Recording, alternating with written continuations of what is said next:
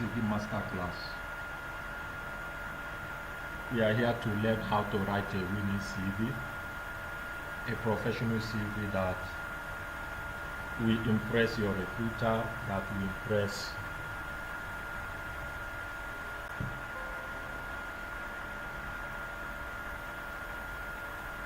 My name is Franklin. I'm going to be facilitating this section this morning. Just let me know if you can hear me, please, if you can see my screen. I think the network is a bit shaky. Alright, someone said I can hear you, I can see your screen. My network, I think my network is a bit shaky this morning. Alright. Like I said, my name is Franklin. Once again, I welcome also to Professional CV Masterclass.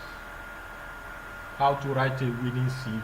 The essence of this section today is to prepare as many of us that are seeking for opportunities to go the right way. To do that, we are live. I'm going to be giving like a minute or two. The essence is to how to craft out a winning CV. Your CV is as important as you. Your CV is as important as you. Your marketing is as important. Marketing is as important as the product. I think we understand what I'm saying. Your CV is as important as you. Your CV is as important as you. As well as your marketing is as important as you. As well as your marketing is as important as you. Is as important as your product. So your CV is the. All right. I want to believe that we have all dropped a message on the group. I want to believe that we have all dropped a message in the group, and having done that, I need us to confirm once again this morning your name and where you are joining us from. If you are here with me, your name and where you are joining us from this morning. Please drop that in the comment section, in the chat section. Your name and where you are joining us. After this morning, you are going to be writing your CV yourself. You are going to be able to prepare your professional CV and use it for your job search. No longer paying professionals like us. No longer paying professionals like us to write your CV.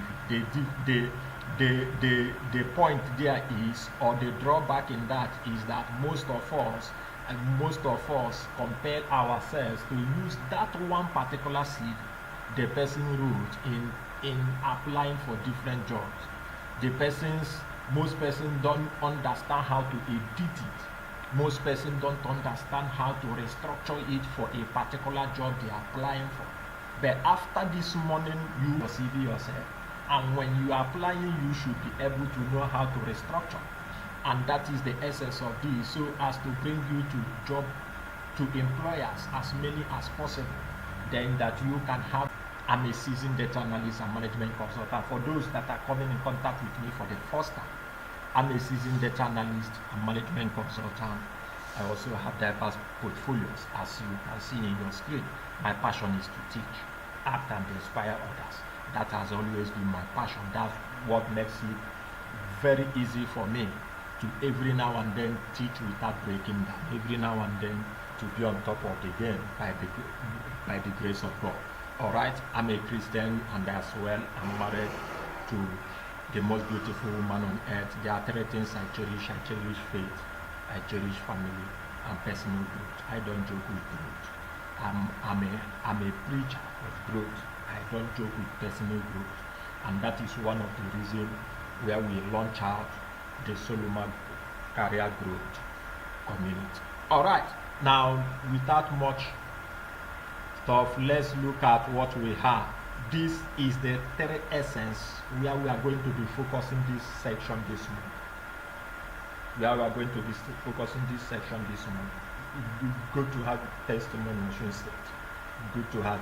If you are just joining us, let me know where you are joining us from. Your name and your location where you are joining us from. That will help us to be able to know where our students are going to be doing justice to this section in this 3 dimension. Please get this. This is going to be a practical class. Though, however, I need to lay some emphasis. I need to lay some teachings. I need to give us some understanding as regards to CV writing. And then we move straight to Microsoft Word. Now begin to prepare a CV from scratch. I'm going to be using one of us CV in order to guide us through to the scratch. And I want to say this, the process is the same, whether you're a beginner or a recent graduate, or you are an experienced professional, you have 20 years experience in the industry, you have 15 years experience, 10 years, 30 years as the case may be. It is the same process, and is also the same process or kind of similar process to different professions. If the rule cuts across different professions is how you are going to maximize the knowledge to suit your profession, the job you are applying for, and to suit the industry you are going into. That is one of the things we are going to be getting this morning. All right. Now, the first we are going to be looking at is how is a winning CV structured? How can you structure a winning CV? If you are to write a CV, how do you structure it? A structure of a CV is important. Very, very, very important. Good to have you, Omoluyi. Good to have you from Lagos. The structure of a CV is highly important. Why? Because your CV, like we have the section number 2, tips for ATS-friendly CV. Currently now, some organizations screen CVs via ATS, via a software ATS, and it will continue because of the emergence of AI. It will continue. Most companies doesn't want to be revealing CV by themselves. However, they develop a software, a system to prompt it to screen CVs. So how do you structure a winning CV that will make it very friendly, very easy for the ATS? That is what we are looking at this morning. Adiola, good to have you from Osun State. Good to have you. Right. Now, having said that, let's quickly dive in. The winning CV structure. Let's dive in the things that we need, how to structure a winning CV. The first of every winning CV is the title. Now, why is the title very important? The title of a CV, the title of a book, the title of the brand, the stuff like that is what resonates with buyers. How you package your title. When a recruiter opens your CV and goes through the title, what are the things that we need to understand? The first is your full name. Your full name. Not I saw a CV, someone just sent me a CV. I think a CV just put the I've forgotten the name. Let's say my name is Nwanko Franklin C. The person now put there Mr. Franklin C.N. Let's say I'm the one. The person now put Mr. Franklin C.N. No, that is not supposed to be. That is not supposed to be. The employer is like, you are sending a signal also to the employer. Are you trying to hide certain things? Are you trying to hide your full name? What are we using your full name to do? Oga, we need your full name. So you might be sending a negative impression. That might not be the cause, but because of that negligence, you might be sending a negative impression to the recruiter. Even to the ATS, you might be sending a negative. If the ATS will be struggling to read, what is this? Is this a sentence? Is it an abbreviation or stuff like that? Might not know this is a name.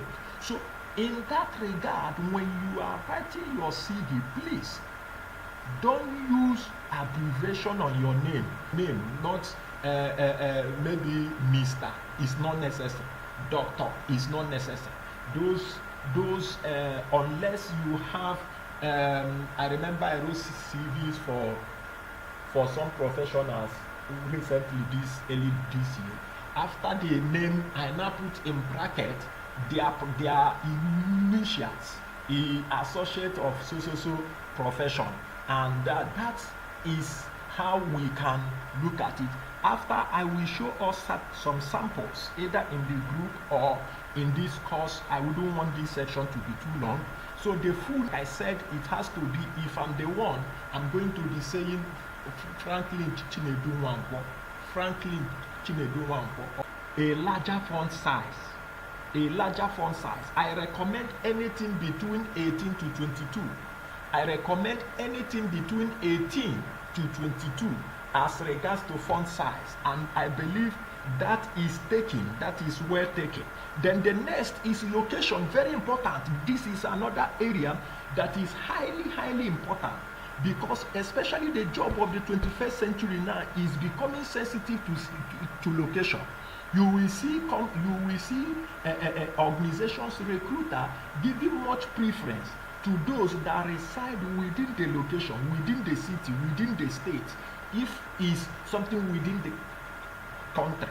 If you are applying for a job in UK and you stay in UK, it is easier for you than staying in Nigeria and applying over there. It will be easier, unless it's a remote job that your location doesn't matter. If it's a remote job, then that's not a challenge. But if physical job where you go to office, location is very important.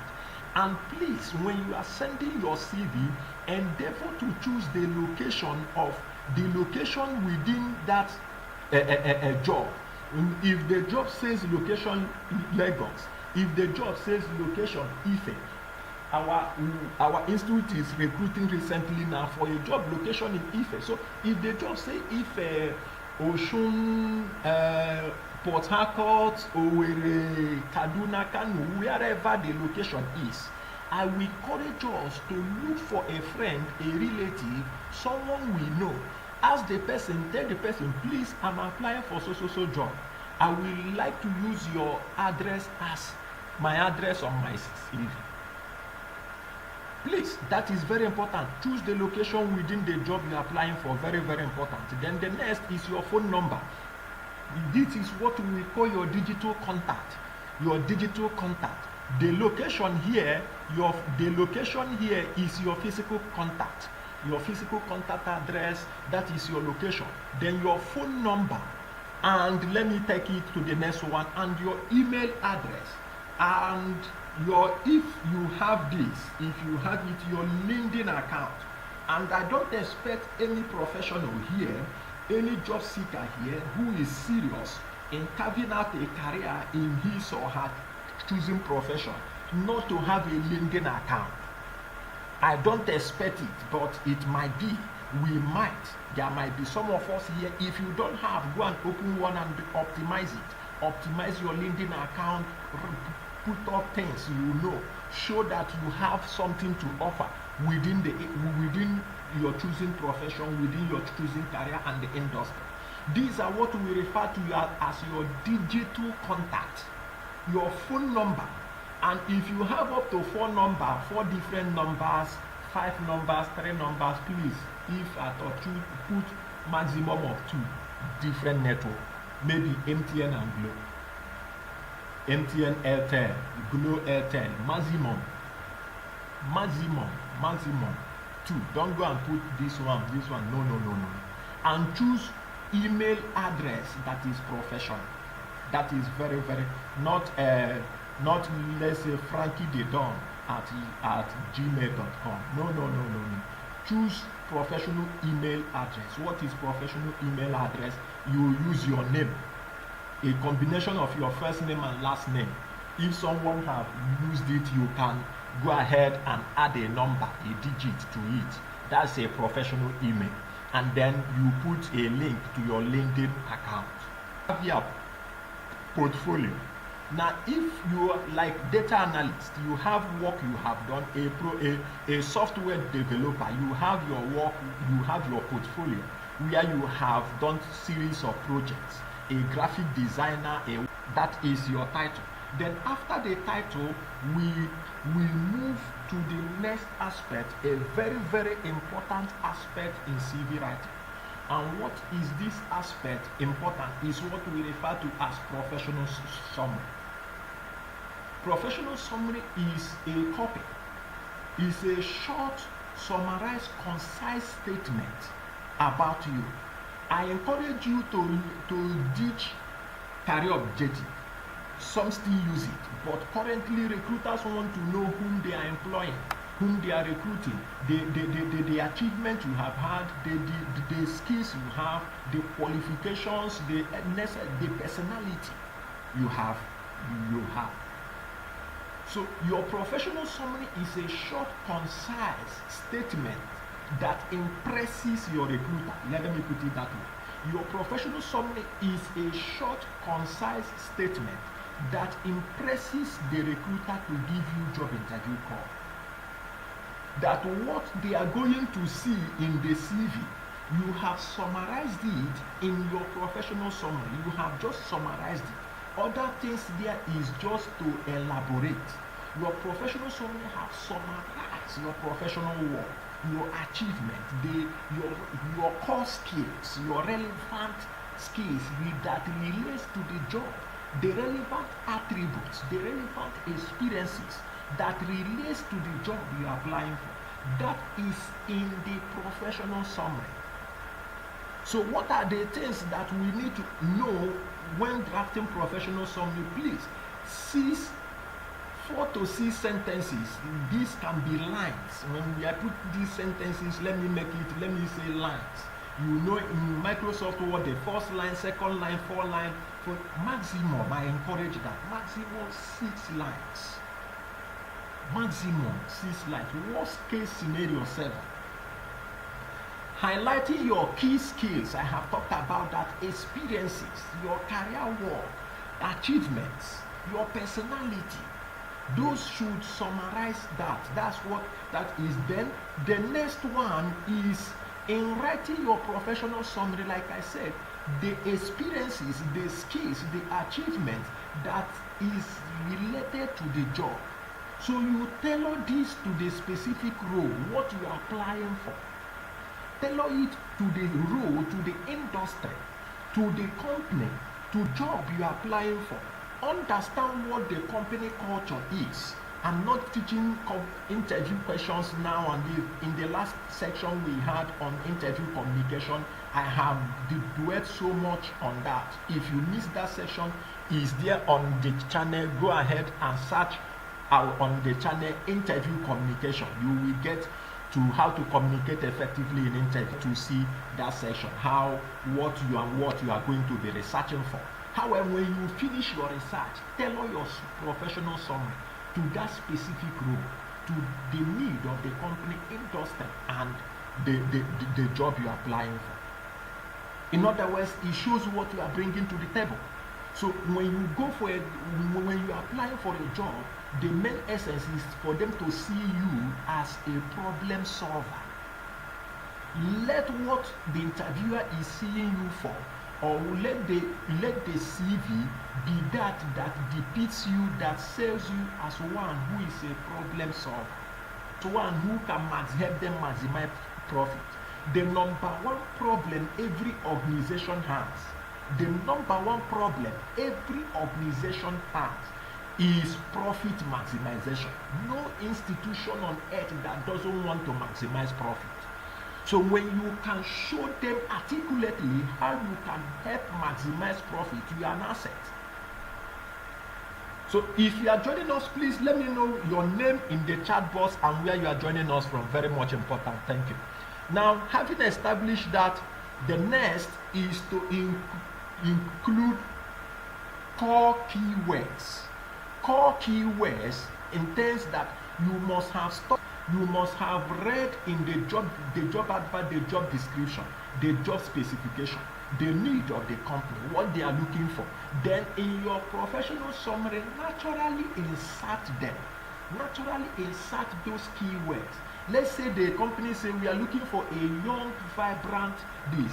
Then in your professional summary, you are a fresh graduate seeking for, you can say, if company is saying we are looking for a top experienced professional in this. Those words like experience are keywords.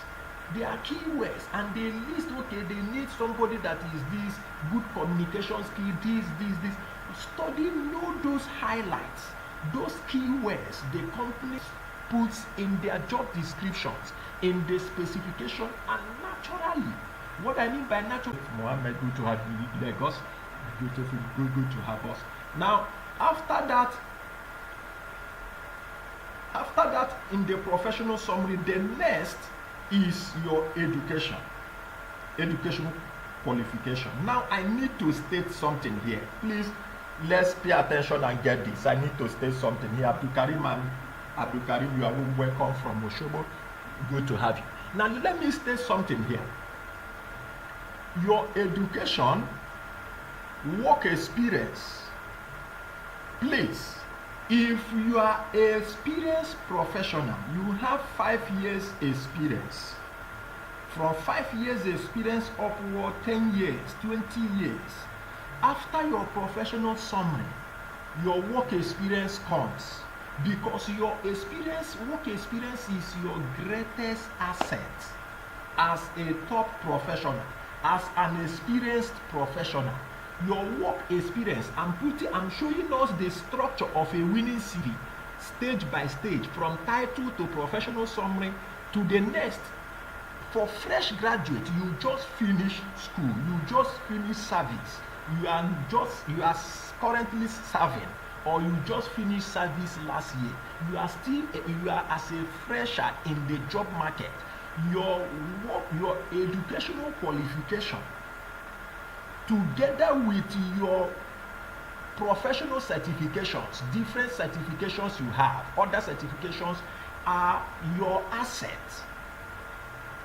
But for top professionals, you are a consultant, you are a personnel, you have 20 years experience. Let the work experience come first.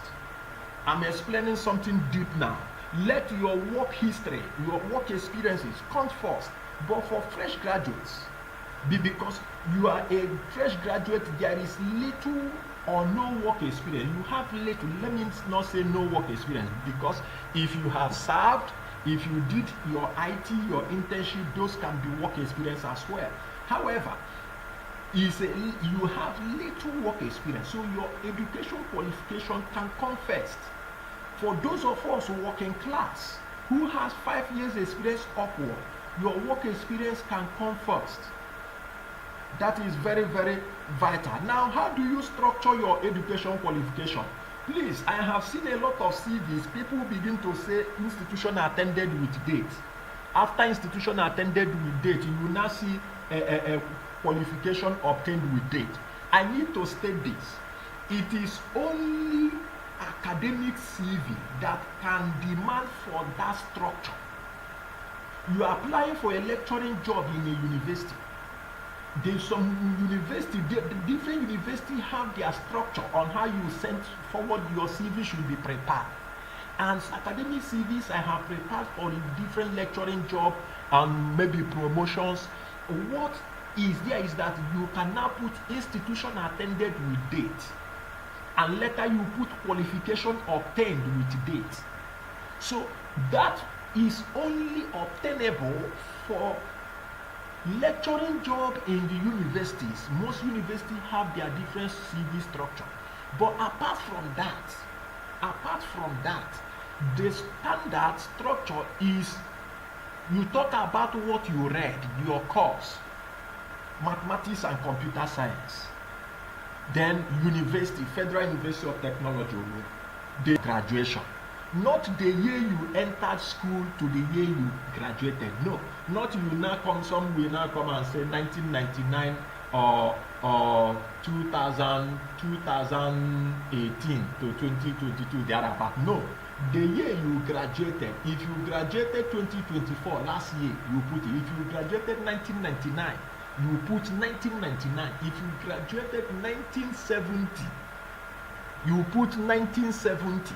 So you don't put the year you entered school and the year you finish. No, that year you graduate, your graduation year. That is very, very vital.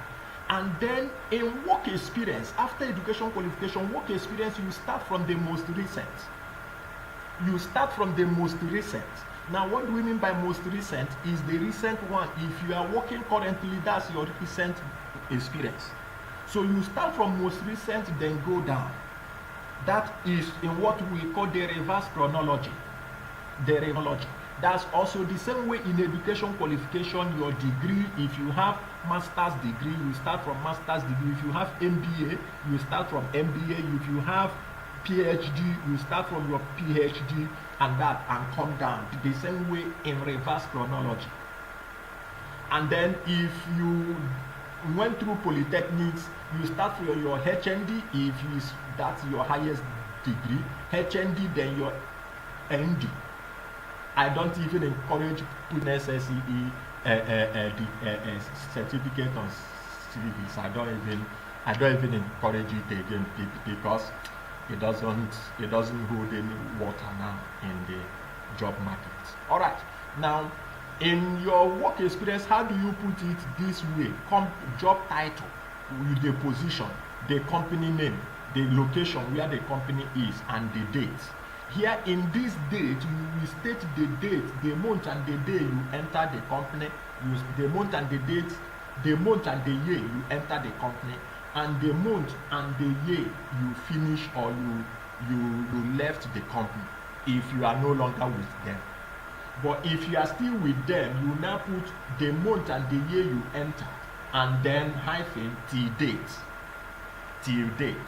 That's how you do that. Then the next is key skills.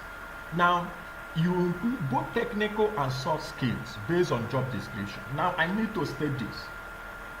You might have not had this being taught anywhere, but I'm teaching you this. Because there are some diverse interrelationship in the job market, in the industry, in companies.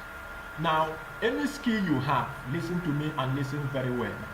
Any skill you have, and you can defend, whether you feel is relevant or not, let it reflect on your CV.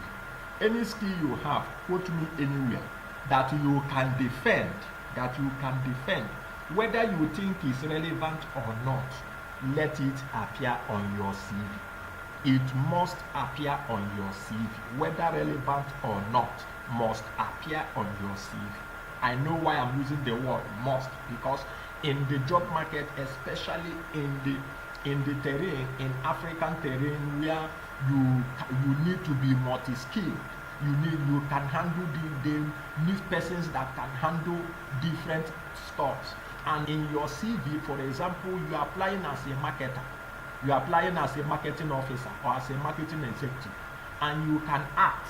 You think that acting doesn't have anything to do with marketing. It does. Or you can sew, you have fashion skill, and that fashion skill, are you going to sell fashion or so? But you can supervise a project where the company might be doing some marketing to go for a material. You can use your fashion skill and recommend colors and recommend different design. They know that there are different stuff. Or you a chef, and the companies like contract their catering services out, but they might need someone within the system that can supervise the catering company to ensure that they are giving the company quality meal at what is being agreed. These are different stuff. So when you any skill you have and you can defend, let it reflect on your CV. So for fresh graduates, after education and your certifications like HR, project management, data analysis certifications, cybersecurity certifications in tech and stuff like that, then you go ahead to put your skills for fresh graduates. But for experienced guys, Your education should come last. Your education should come last. After your work experience comes last, then your education qualifications should come last. However, if in the job they say they are looking for someone, we are looking for someone who is a master's degree holder, who has master's degree. You experienced guy, but they are looking for a master's degree holder and you have it. Please let the education come first, then your work experience and your skill.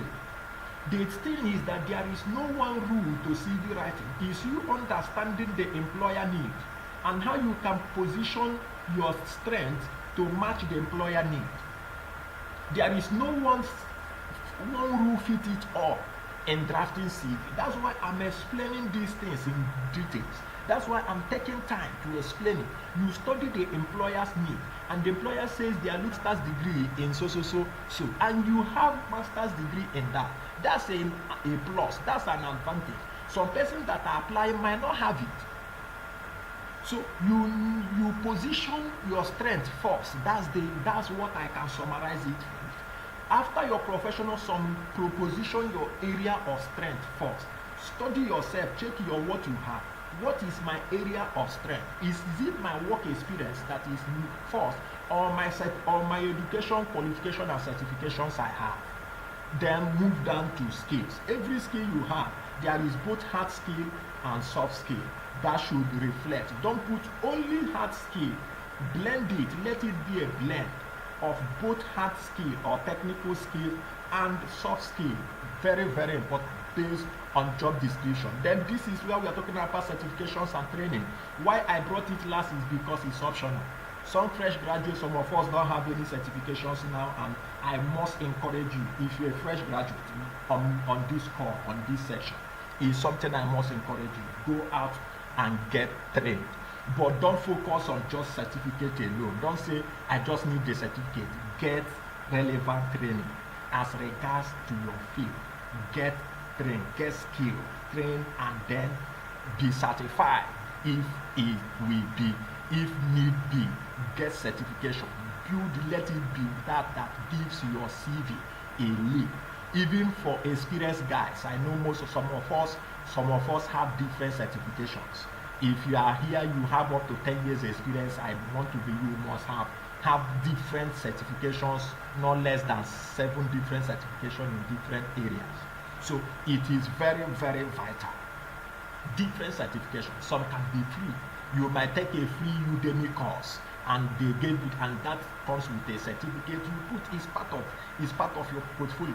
You took a training, and that there you different both managerial trainings and technical IT training. Blend yourself. Don't be one who is only in the area of management or in the area of medicine. You don't have a technical skill or tech skill that can blend with what you have. No, let there be a balance. Let there be a blend. So certifications and training is optional. So you list relevant certifications or workshops or trainings, seminars you have attended, relevant ones that relates to the job. You can list them. You put them there under certification. Say this, well, when we get into CV writing proper, we will see how those stuffs are structured. All right. Now, having established that, then that is languages. These are stuff. If you can speak more than 2 languages, what that means is that your native language, I'm Igbo. If I can speak more than Igbo and English, maybe I can speak Yoruba, or I can speak Hausa, I can speak French, I can speak Spanish, I can speak German, I can speak Chinese. Any of them, if you can speak more than 2 languages, which is your native language and English, which is our lingua franca, then you go ahead and put it under the section called languages. You put the language you can. If you can speak French, but you are not too fluent in French, you can say basic. You can say fair in French language. But you know you can speak French, but you are not that fluent. You can say fair in French, fair in Spanish, fair in German, as the case may be, fair in Yoruba, fair in Igbo. If you can speak but not really fluent, you can go ahead to also add it as well. Then the next is publications or projects. You have executed project that is you have executed some projects, you have done some publications which you have. If you have, these are optional. If you don't have, there is no cause for alarm. But if you have, it's an added advantage to you. So if you have done any publication, any project, you go ahead and put it. Then if you have been in any leadership position in the company, you have led a team, you have in your denominations, religious body, in school, your department, faculty, if you have been in any of the leadership positions, recognized leadership position, please, you go ahead and put it. In whether in service, during service, say you led a CDS group, or you are the call liaison officer of a particular local government, stuff like that, go ahead, is part of the leadership experience. You have had leadership experience. That's what we are talking about. Then after that, if you're a member of any professional body, ICANN, HR professions, or your career, or maybe you're a medical doctor and you're a member of doctors associations, or you are a computer scientist and you're a member of Computer Professionals of Nigeria, any recognized association, recognized membership, recognized, not the club you formed by yourself, not that kind of club you and friends gather and you form club, O2OB club, that's what we are referring to. Any recognized member association, professional associations that you are a member, you go ahead and put it, like Chartered Institute of Personnel Management, ICANN Engineering, ICANN Engineering, computer professionals, and stuff like that. If you're a member in any of these, any of the professional body, HRM professionals, project management, you're a member of PMI, you're a member of Prince, any of these, you put it there. Then awards, if you have received any recognized award, maybe while working, you receive the best staff of the month, you receive the best staff of the year, or while you have received the award, or in any recognized institution, you are being given an award for meritorious service, for this, stuff like that, go ahead and put it there. That's your portfolio. Then finally, I need to stress this, your hobby/interest. Most of us take this place for granted. We don't even pay much attention to this. We don't even pay much attention on this. We just kukuma put any hobby that any hobbies or interests that we think will just come to our mind, we just put it. No, look for hobbies. Look for hobbies that is also in relationship with the job. The hobbies that will say you well in the job. Imagine you applying as a marketing executive. What do you think when you put a hobby like traveling? You know that traveling will sell you, and there might be, you will be doing some series, you will be doing diverse traveling. Meeting people, as a marketer, you intend to meet people. So choose hobbies that is. Help me confirm.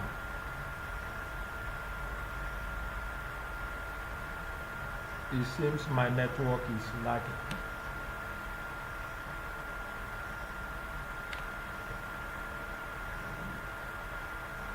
Can someone help me confirm? It seems my network is lagging. Can someone help me confirm? If you can hear me, if you can see my screen, I'm getting a bit of network lagging.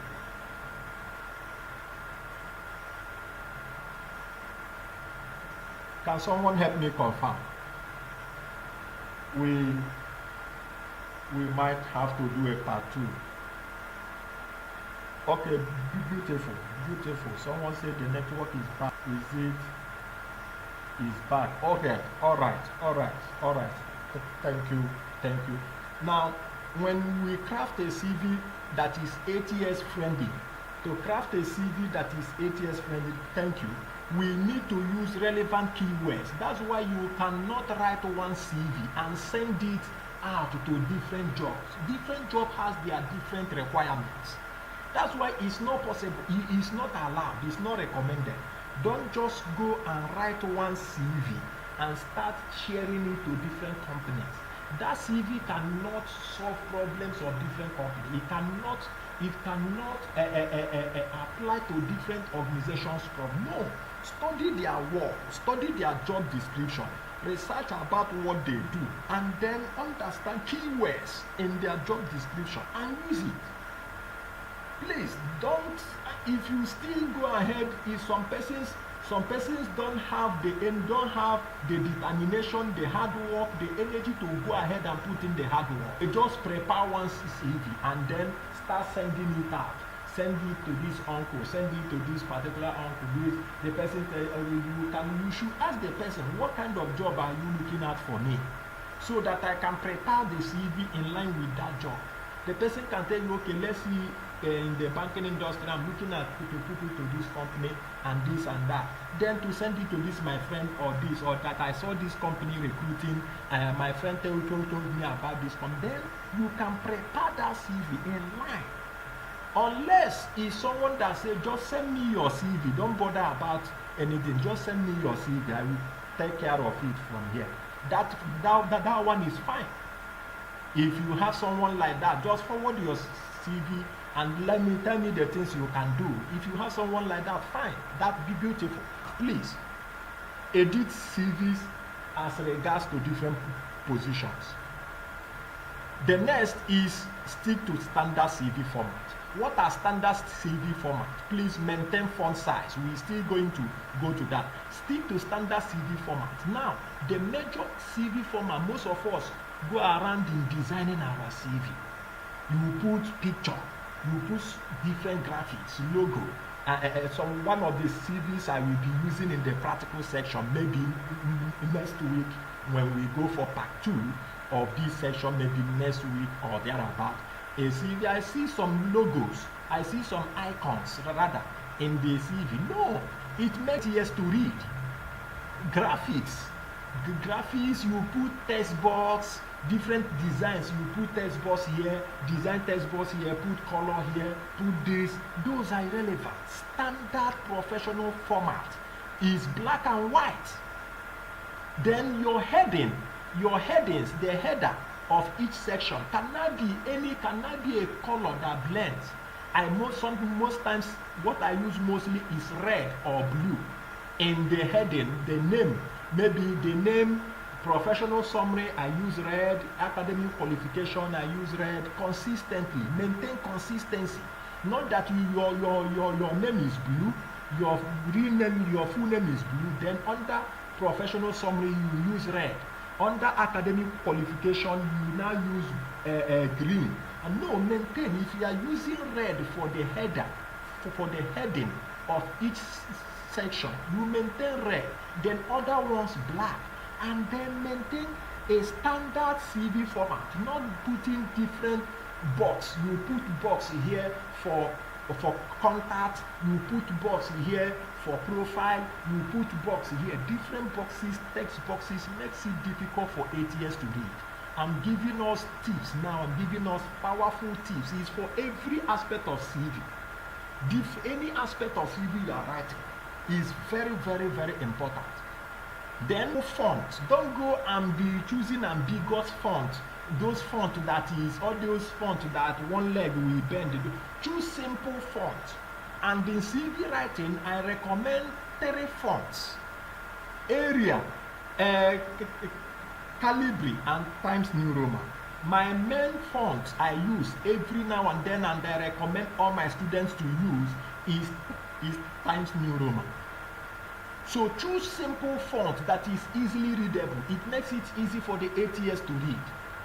Now, most of us, if you have used ChatGPT, if you have used some of these AI softwares, you see that the words they use to write for you is simple font. They don't go and bring font that simple font you can easily read. So the same way the ATS, the AI is telling you the kind of font they understood. So use simple fonts, the Arial or Calibri or Times New Roman. And the one I recommend mostly is Times New Roman. Then use bullet points for clarity. Don't number your CV, please. ATS is difficult. It makes it difficult for ATS to understand. Don't number your CV, rather bullet it, use bullet. And when you are using bullet, maintain consistent bullet. Use the same bullet. Consistency is key. That makes it professional. Not to use this bullet for academic qualification. When it comes to your work experiences, you use another bullet. When it comes to your skills session, you use another bullet. No, use the same bullet, consistent bulleting. Don't use number. Don't number your CV. Rather use bullet. And when you are using bullet, let it be consistent. Like I have said this, avoid images, icons, graphics, text boxes, shapes, and that. Avoid these things. Avoid them. Your picture is not necessary. Your picture cannot entice the recruiter to call you. Your picture cannot entice ATS. It's not, in fact, it makes it difficult for the ATS to understand that CV. Please avoid images, icon, different graphics. Very, very important. Then include full titles and abbreviation. What that means is this. For example, if I'm writing and I said human resources management, I can put in bracket HRM, so that if the ATS is being coded with HRM, the ATS will pick that. If the ATS is being coded with human resources management, the ATS will pick that. So those professions, those stuffs that has abbreviation, recognize abbreviations, you can put both of them, both name and abbreviation, like health, safety, and the environment. Then in bracket you can put the HSE. So that you include that. Highly recommended. Highly recommended. Use clear and linear layout. What do I mean by clear and linear layout? I will be showing us this when we get into practical. But what we mean by clear and linear layout is you maintain box by the side. You put text box by the side. This is for contact. Another box by the side. This is for my skill. Another box in the middle. Another box in the middle is my profile. It's not linear. Maintain a straight format. A straight format. After your title, you move down. Professional summary. Move down. Work experience or your academic qualification. You move down. You move down. That's linear layout. Very clear. You put them in section by section. Very clear. Maintain linear layout. Very, very important as well. Don't go and begin to use text boxes. Some of us use different CV templates. That makes it very difficult for the ATS.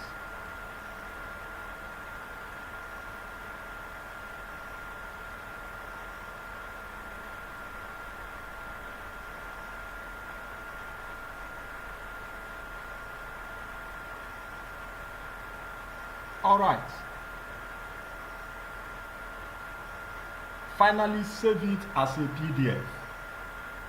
Save it as PDF unless stated otherwise. State it as PDF unless stated otherwise. Please, we will be ending here. I'm having low battery. We will be ending here. Next week, I will have to do a part 2 for this section. Next week, I will be doing a part 2 for this section. So we will be ending here.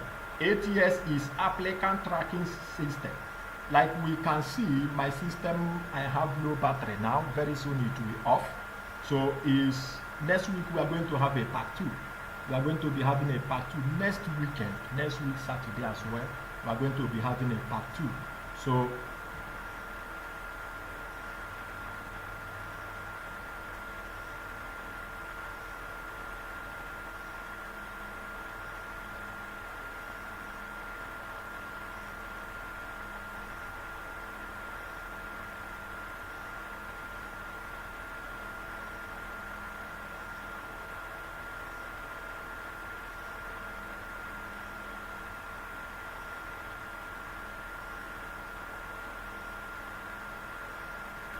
today we'll be handling interview communication. And I must say that this, one of the things that we must understand is that, which I have always been saying, is not the best qualified, is not the most qualified, is not the best that lands the job, is the one that acts the most. The best actors are the ones that gets the job, not really the most qualified. Persons that are qualified might not get the job. Why? Because they lack the understanding of interview communication. Whether you like it or not, the ability for you to pass any interview. When I say interview, I'm not really focusing on job interview. However, job interviews are the mostly interviews job seekers will go for. Whether it's for a grant interview, whether it's for a scholarship interview, whether it's for academic interview, the communication aspect in that interview is very, very vital. The communication aspect is very vital. It's not just what we say, but how we say it. Please, I need to see let me know if you can hear me clearly, if I'm audible enough. Drop it in the chat box. Drop it in the chat box if I'm audible enough.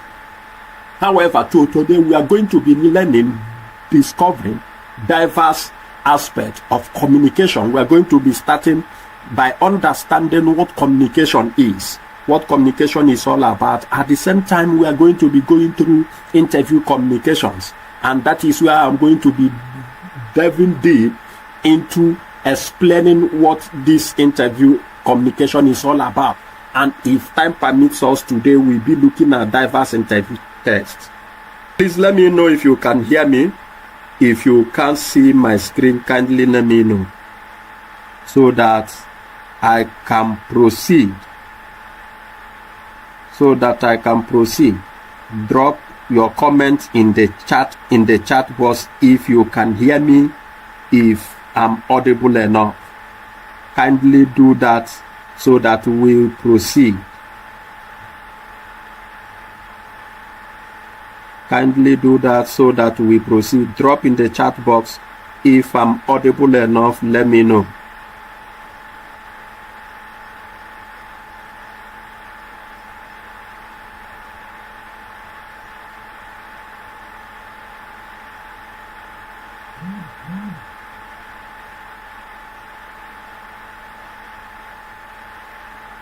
All right, beautiful. You can hear me very well. All right, let's delve into what we have. Now, we are going to be starting this section with overview of communication. We need to have an understanding, a background understanding of what communication is. We need to understand communication so as to be able to now talk about interview communication. We are starting this series today. By next week, Thursday, we will take it further, and after that, move further into interview questions and the likes. We are going to be having this series so well that we continue, that everyone being part of this section, by the end by the time we are done, you will definitely land the job you go for. You said that communication is a process of exchanging information. We must understand that. He said that communication is a process of exchanging information. We must understand that it's a process of exchanging information.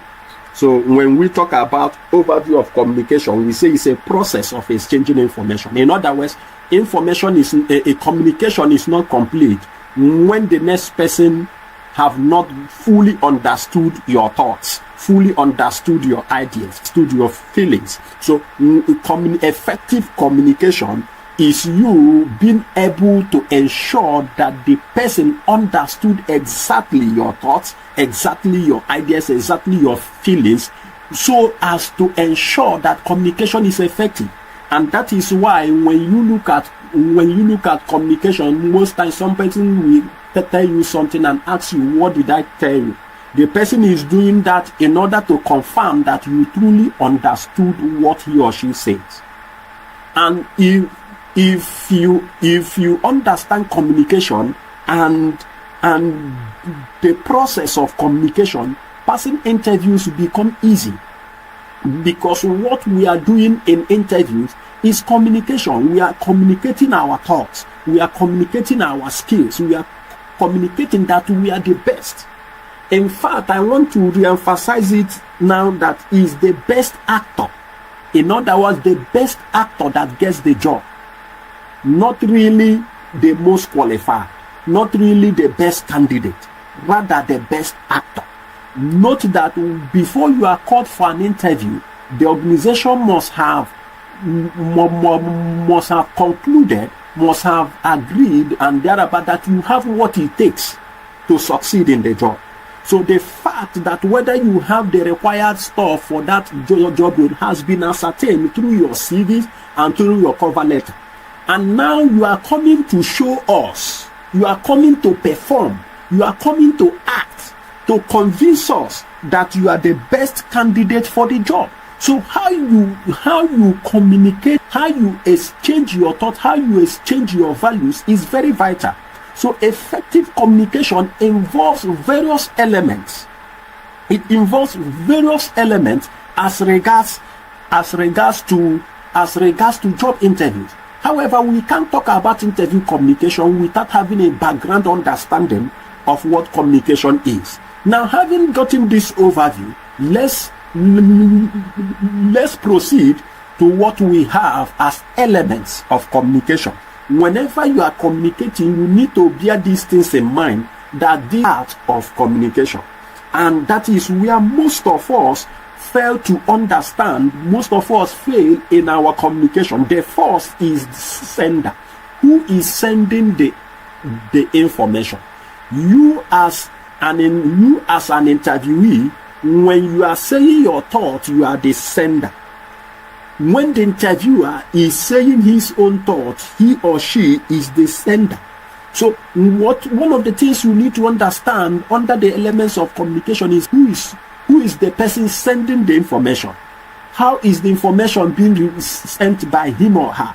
That's the first thing they send. Then the next is message. The information you are sending is one of the elements of communication. I won't dwell much on this aspect. The message, that's what the major essence of this section this evening is all about. How you communicate your message effectively to the interviewers so that you will be seen as the best. You will be seen to be the best among them. In other words, you are just the best actor. You might not be the person that have the best qualification. That's what I'm talking about. The medium to which you communicate. What medium are you using? In interview, which medium are they using for the interview? Is it a phone interview section? Some of us might have not been through phone interview section where they don't see you, you don't see them, it's just interview over the phone. What medium? Is it a physical interview, that's walking interview, and that? Is it a virtual interview where you do that over a video call, over video softwares? What medium is the communication? Then the receiver, who is receiving the message. Then feedback. This is where most job seekers fail to leverage on. You need to leverage on the feedback. You need to ensure that after each interview you get feedbacks. Some persons told me we think that you get feedback, and with this you are going to be making a lasting impression on the interviewer. Let me give you an example. Let's say you guys are 100, 400, 500, 1000 as the case may be, went for an interview, and after the interview section, let me tell you this from my experience. There are few persons, and on few occasions I have seen someone ask me genuinely, what do you think is my performance in this interview? Just share with me what you feel is my performance. Which area do you feel that I can adjust, and that? When you ask this question, you are making an impression on the interviewer that you are one that will be easy to correct. There are some persons that when you correct them, they take it so difficult, they take it bad, and that. And recruiters, employers want someone who is open to correction, who is open to ideas, who is open to criticism. Please, can you criticize my performance in this interview section? Tell me where that I will need to improve and where I need to improve, and the things I did well, the things I need to improve on. You get feedback. That is where your feedback mechanism, that's where your feedback session starts. Most of us, we have been taught that after the interview, you not won't wait for 2 days, 3 days, as the case may be, and you put a call through to ask about that. That is part of the feedback session. But most of us have not been taught that you start your feedback from the interview room. Whether it's virtual, whether it's phone, whether it's physical, your feedback, you start it from that interview section. Wow, this is I really appreciate being part of this interview. I really appreciate being invited for this interview session. I must say that my expectation is highly exceeded. This is so, the questions are so immense and so powerful. If permit me, please permit me to ask for your reviews, for your criticism, for division based on my performance. Where did I do well? Where do you think I need to improve on? Don't say, where did you think I don't do well? I will get to that aspect in communication and interview, where you don't begin to bring in negative stuff. Instead of saying, where do you think I didn't do well? You come to bring up, where do you think I need to improve? So feedback is very, very important. Then the context. Understand that bring your communication in line with the context. Don't communicate outside the context. Don't share examples that are outside the context. These are elements of effective communication. These are elements of effective communication. And in job interviews, context is very key. Communicate within the context. Don't go outside the context. You will be seen as someone who is saying irrelevant stuff, and you will see the interviewers cut you short, cut you off and say, don't worry, let's move on. Don't communicate outside the context. Please. Then the last one under elements of communication is noise. That is noise. Please ditch noise. Noise can be anything. Noise in communication is whatever that can hinder effective communication. Is it the tone of your voice? Is it your makeups? Is it your appearance? Is it your sitting arrangement of whatsoever that will hinder communication? Effective communication is noise.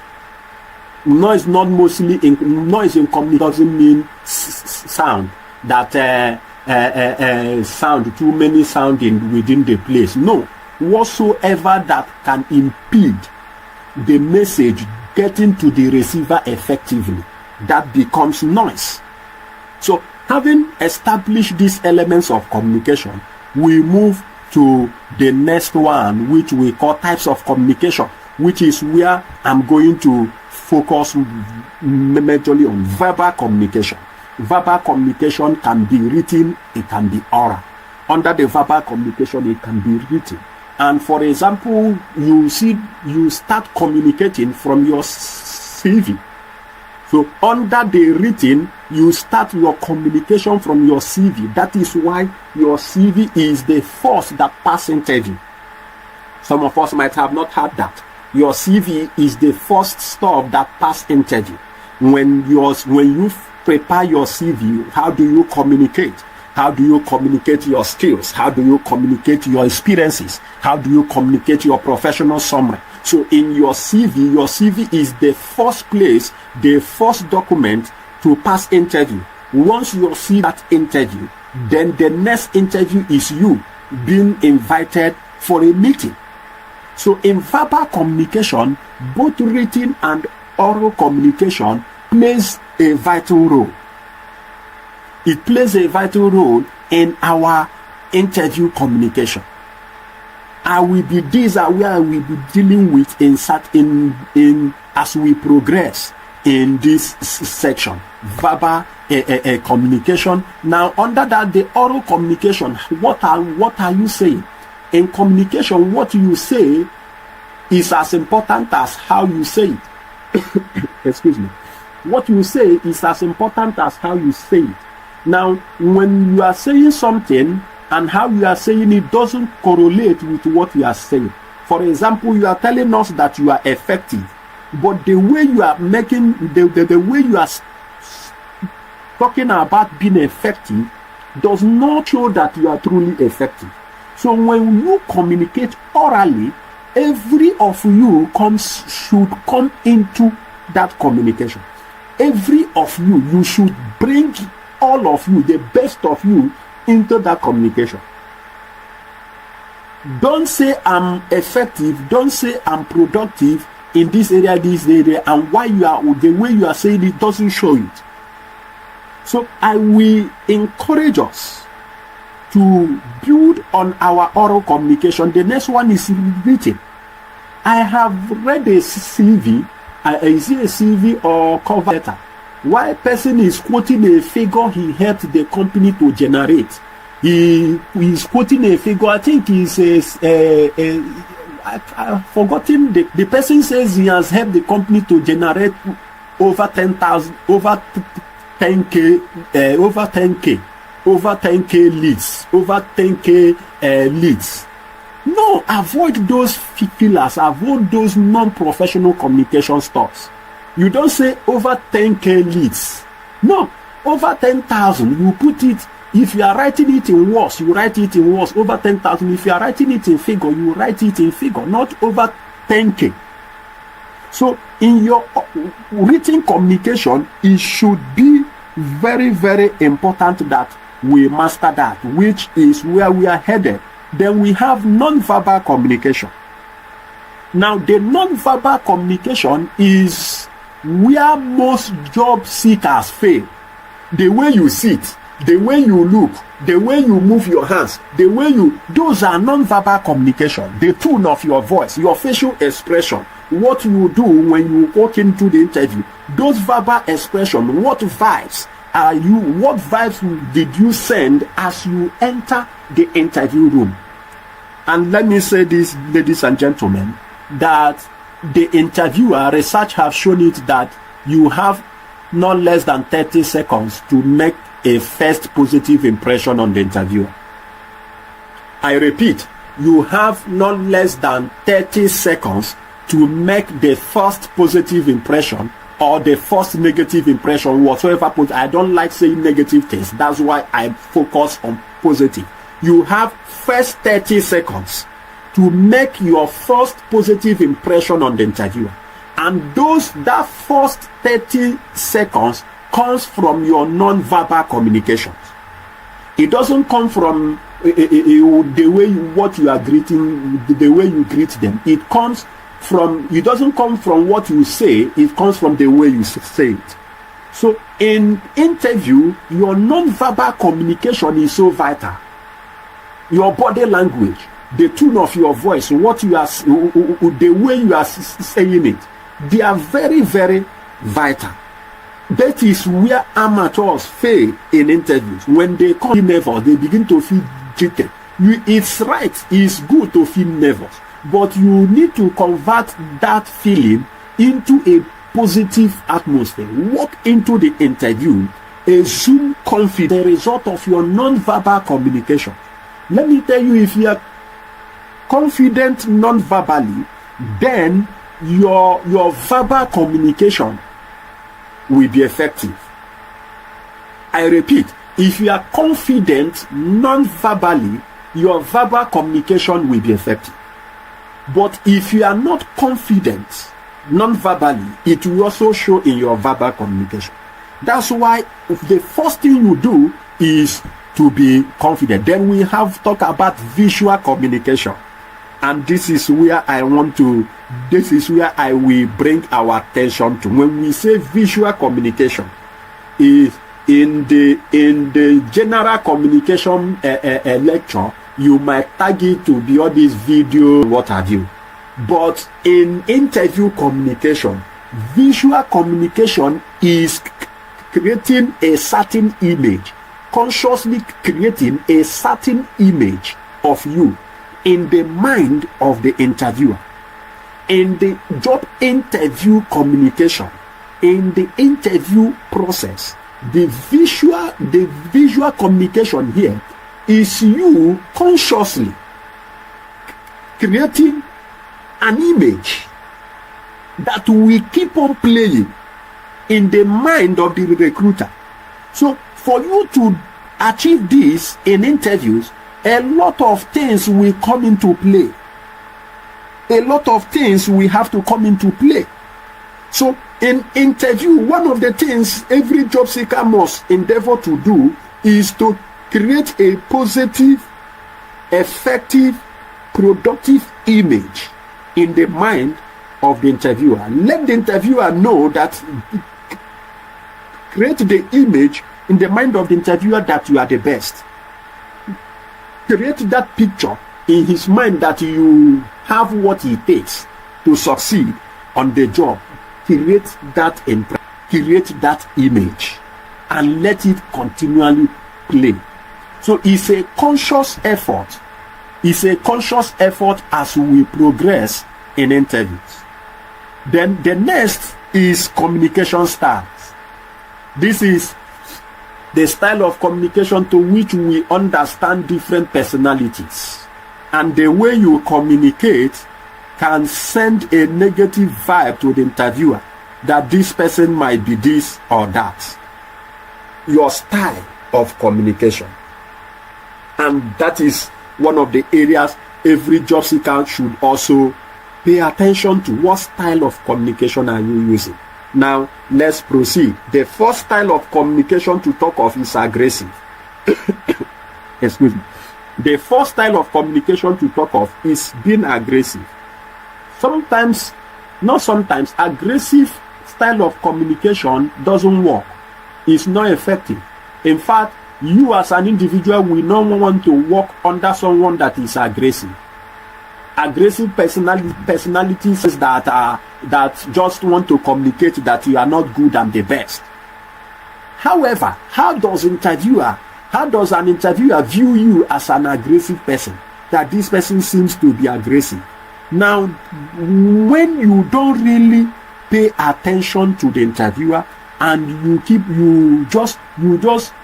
you are saying things on a fast pace. Maybe the interviewer is asking a question, he or she is not done yet. He or she is not really done yet. You just let him know, well, I understood what you are trying to say. This is this, this is that. No, when you do that, you are sending a message that this person might be an aggressive type of person.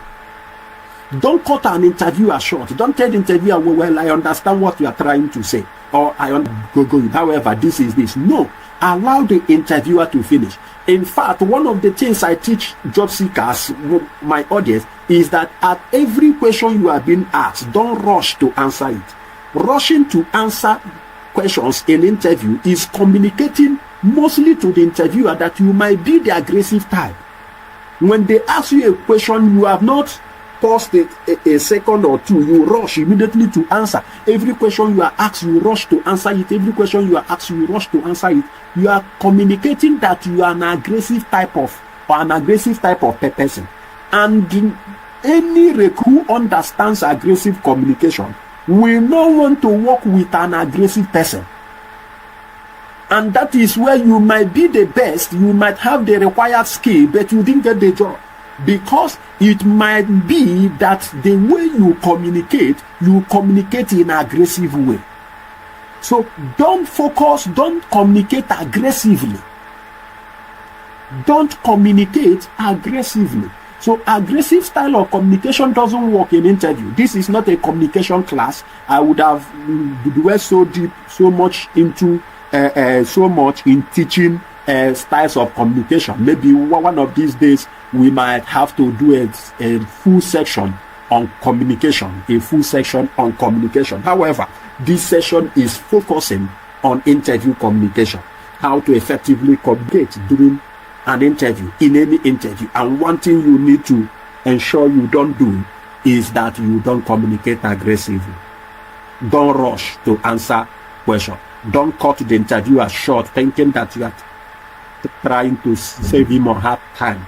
Allow the interviewer to finish his or her question, and then you can move in and answer the question. Then the next is passive. Don't ever allow the interviewer to see you as a passive communicator.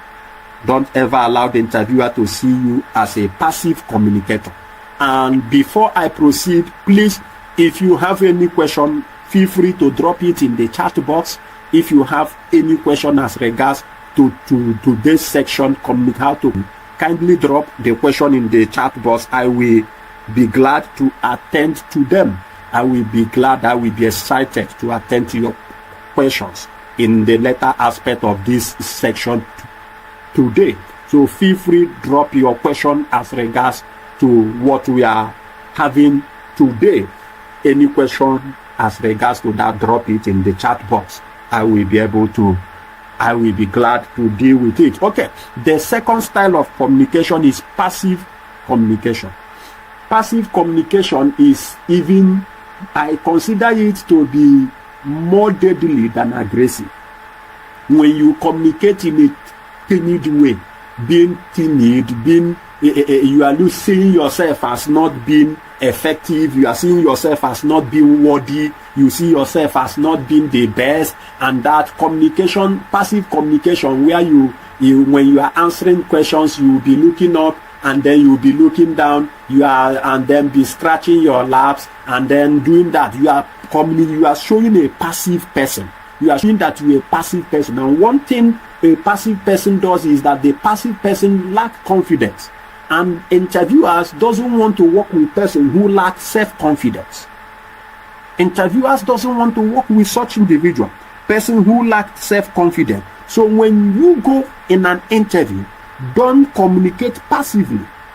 And one of the things you say that shows you are a passive communicator is that maybe you come and you say, I will try. I just feel like the word just is a minimizer. In communication, we call the word just a minimizer. When whatever word that comes after just, it just minimizes the potential, the intensity of that word. That is business persons will tell you that it's just 100 million, it's just 10 million. To make that 10 million look like it's not a big deal. A sales professional will tell you it's just a 10,000 bucks. It's just 5,000 pounds. Just that. So that's the word job. In interview, don't use just to relate to your achievement. In my last job, I just worked. I know you are. I will try to just be this. No, the word I will try. The word just is a minimizer. Know how to use the word just. Don't sound passive. Don't sound passive. One of the ways you sound passive is to return an answer that you say no idea. That's a very wrong communication aspect in interview. I have seen people respond that to me. I got so angry. In job interview sessions, I have seen candidates respond that you ask them question, they just say no ideas. That is so demeaning. That is so annoying. So never you go and an interview and you are asked and you say no idea. You are being passive. You are being very, very passive. Okay. Another style of communication is passive aggressive. That I don't think somebody can do that in an interview. Or trying passive aggressive when you are trying to be good at the same time being aggressive. I don't think someone will do that in job interview. I don't want to believe that someone will use passive aggressive style of communication, which I will not be dwelling so much in today. One style of communication I want to ask you to use, I will always ask you to use to communicate, whether in interviews. In fact, I will want you to start today to communicating in that manner, so that when you go for an interview, it becomes part of you. Not that you are trying to act, not that you are trying to show what you are not. Is what we call being assertive. assertive style of communication. Now, the assertive style of communication is a communication that we say how, in a nutshell, we say that assertive style of communication in a nutshell is say what you mean what you say, and don't be mean when you say it. I repeat, say what you mean what you say, and don't be mean when you say it.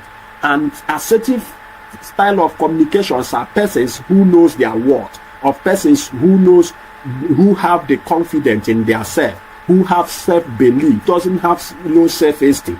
Those who comes in and they are cheerful, they communicate confidently. They know when to call it quit. They know when you are insulting them and tell you pop and claim that that's an insult. They know when to act. They know when not to act assertively. Those who can speak up, those who can confidently speak up for themselves, those who can confidently, articulately speak their minds, and that is being assertive. And but while you are being assertive, please, don't move from being assertive to being arrogant. I repeat, don't move from being assertive to being arrogant. There is a thin line between being assertive and being arrogant. And when you move assertive to being arrogant, you are moving back to being aggressive. Aggressive persons are seen to be arrogant persons. So one of the style of communication to use in any interview. In fact, we want you to go and study assertive style of communication. One style you have to use in any job interview is the assertive style of communication. Now, having established that, let's now move to the next one, which we have as interview communication. Interview communication. Interview communication. Now, for you to communicate effectively in one of the things you must do is to research about the company.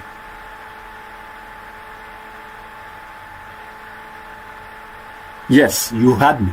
One of the things you must do is to research about the company. You cannot effectively communicate and win the heart of the interviewer if you don't really know anything about their company. I want to emphatically state this. You can hardly impress any interviewer, any recruiter, any employer if you don't really know anything about that company. So, in order for you to communicate effectively, one of the things you must do is to research about the company. What does the company do? What's their product? What service do they render? What industry does the company belong to? What is the company core value? What is the company culture? What is the company core ideology? What are their core ideology? What are their culture? What product? What service do they render? How can I make better? How can I contribute? Which area do I feel that needs improvement? Which area can I contribute? How can I be of asset, of importance to this company? And that is why before company launch out product, they go and do what they call market research. What we call market research. Why are they doing market research? Is to know what the customers want and how to serve the customers with the things that will impress the customers. That is why they do market research. So if you are going for an interview and you don't really know the company, what are you going to communicate? How are you going to communicate that you are the best if you don't know their product, if you don't know their services, you don't know their ideology, you don't know their culture, you don't know what they do? How are you going to communicate? So when the first thing you do in interview communication is to research about the company. This is where we begin to talk about the acting. This is where we begin to talk about the acting. Those of us that have stayed up to this time, we are going to, this is where the actors begins to show themselves. In fact, what you say in interview, the interviewer might really forget it, but he might not forget the way you make him feel. Take a picture of most of the actors you like today. Why do you like most of actors? I mean, in the entertainment industry, you like today. They are not the only persons that appear in that movie you watch, but you like them because of the way they make you feel. And you term them to be the best. I can guarantee you, I can confidently say that in job interview sections you might have been, it is difficult. I will confidently can say that it's kind of you might have not had somebody talked about this. This is one of the places we the HR fight ourselves not to go into. We fight ourselves not to get emotional with the interviewers, with the interviewees, with the candidate. Emotional not mean that have any no. Emotional not having an emotional attachment, having not to come to have an emotional likeness towards that candidate. But no matter how it seems, 60-70% of the interview decision, 60-70% of the interview decision made after any job interview, 60-70% of them is made based on emotion. It's made based on how you make the recruiter feel. You make the recruiter feel that you are lovable. You make the recruiter feel you are approachable. You make the recruiter feel you are needed. You are valuable. That you make him feel it. You make him see it in you. So one of the ways you do in interview communication for you to master is mastering the art of emotional entry. Let's say, for example, you want to get a lady, you want to get you a guy, you want to get a lady, or a lady you want to get the attention of a guy. It's emotional entry. And the greatest thing you need to understand is that once emotions are high, reasoning becomes low, logic becomes low. Go and find out what I'm talking about today now. Once emotions are high, whether the positive emotion, the emotion of likeness, love and stuff like that, or the emotion of hate, anger and that, once any of these aspects of emotion are high, logic, reasoning becomes low. That is why persons will tell you don't make any decision when you are angry. And sometimes certain things you do when you are in love or when you are infatuated, and that is based on that as concept, is based on emotion, not really based on reasoning. And hence, when you are able to enter into the emotion, when you are able to enter into the emotion of the interviewer, then you have created a lasting impression that after that interview, the interviewer will just want to bring you in, will just want to give you the job. And how do you do that? This is where we are going to look at the actors. How do you do that? First of all, from the time you walk into the interview room, I'm talking about if it's a physical interview. By the next week section, we are going to be looking at different interview formats, how you communicate along different interview formats, the virtual and virtual interview, launch interview and stuff like that. We are going to be looking at that in next week's section, how you communicate over different interview formats. However, this one, when you walk into the interview room, and one of the things I always say is to walk into the interview room with a smiling face. Don't walk into the interview room with a face so hard, or a strong face, or face that is no. Don't walk into the interview room with an expressionless face. No. Walk into the interview room with an exciting smiling atmosphere, vibes. Walk into the interview room majestically, smiling, being excited. Show your enthusiasm. Be excited. Walking excitedly with a smile. And I guarantee you, I give you this as a guarantee, that's the point of emotional entry. That's the starting point of emotional entry. And when we are talking about smile, not just laugh. We are not talking about laughing. We are talking about smiling, and make it as real as possible. Let it be you smiling. Excuse me. And when you get there and they extend a handshake, when you get there, they extend a handshake. Give a firm handshake with a smile. And not just a smile, look for something genuinely to compliment the interviewer. Look for something to compliment the interviewer genuinely. And let it be something positive. Something positive as relates to the job and stuff like that. Note this: when you compliment someone, the person becomes his guards. The person mostly lose his guards. For example, wow, I love this your tie, sir. It's good morning, sir. I love your tie. It's something very, very shiny. It marks your outfit. Oh, good morning. Good morning. Good morning. I'm so excited to be here. The progress of this organization in the industry is something amazing, and I'm so excited to be part of this interview. You compliment.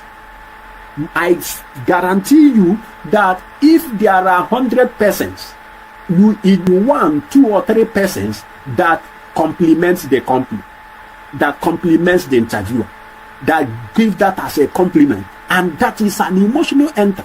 Imagine someone, who will you favor? Somebody that comes and compliment you, and later you see that person another place, immediately you will want to favor that person. Compliment works. Is one of the act of emotional entry, which most job seekers don't use.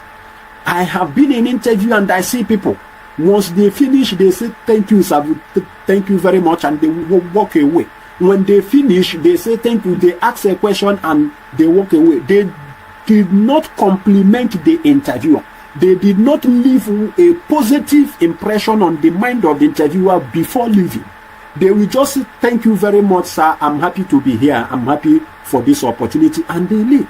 Why not before you leave, you say thank you very much, sir, this interview is so much exciting. It's an eye-opener on various aspects of things I need to look into seriously in my life. I must appreciate you, sir. Sincerely, I must appreciate you. This interview is super. Compliment the interviewer genuinely. Pick 1 or 2 questions they ask you that you appreciate, you like the way the question comes, and that. Pick 1 or 2 questions. Pick the way they are friendly. You can, if they are friendly, they relax. You might just, well, I really appreciate the way you guys are friendly. It makes me to relax. It makes me to feel at ease. I was thinking I'm going to meet one people that are so uptight and that, but I will say that this interview is very awesome. You very friendly. Compliment that person. Let them know you took notice of the way they treat you. You might be the only person, you might be 2 or 3 persons that took notice the way they are friendly, the way they notice. And you are now sending them message that you are one that pays attention to details. I'm teaching you something that you might not be able to get elsewhere. Why? Because I have been in interviews and have been where decisions are made after interviews, and I know certain areas that decisions anchor. Most persons will tell you during the decision making, this person is good, but he might be difficult to work with. this person is good, he gets it, but his attitude towards answering the questions, the way he answers the question, he seems someone that will be stubborn, someone that will be uptight. But you now see that those that they will be compliment, this person seems approachable, smiling, seems someone that can accept corrections, and that why? Because that particular person makes us feel that way. He might not be a person that easily accepts correction, but he makes us to feel that way. This is an act of emotional entry. That is an act of emotional entry. Don't just leave interview room saying thank you, sir, and off you go. No, drop a positive remark. This is what some persons might have not taught you, but I'm teaching you now. Drop a positive remark. Don't leave the interview, and when you enter, start with a positive remark. There is a saying, they say Jesus started with prayer and end with prayer. I'm saying this now, start with a positive remark and end with a positive remark. That is an act of emotional entry. You might not be the best, but the way you make us feel will make you the best actor and you get the job. This person has what it takes, but I feel this person has a learning attitude. He's someone that can learn. Why? Why did they say so? Because you make them feel so. When you ask them, when you ask if there is an area where they think where they think you did very well and the area they think you can improve on, you are sending a message that this person is someone that will be open to learning. And everybody wants someone that is open to learning. Every employer of labor, 99% of employers of labor wants one who is open to learning, wants one who is teachable, wants one who is cheerful, wants one who can be approachable. And it all comes by the way you communicate. It's not by what you can do. This time around is not by what you can do. There are 10 persons that can do the same thing you can do that we have seen. At the end of the day, we pick 2 out of those 10 persons that can do that. What criteria did we use? Is the criteria of emotional entry. How that 2 makes us feel. And it's all about their performance, how they act. Both of them answers the question effectively. They answered very good. But the last 2, the 2 that are selected, the 3 that are selected, the one that is selected did something extra. And what did the person do? The person was able to penetrate the emotion of the interviewer.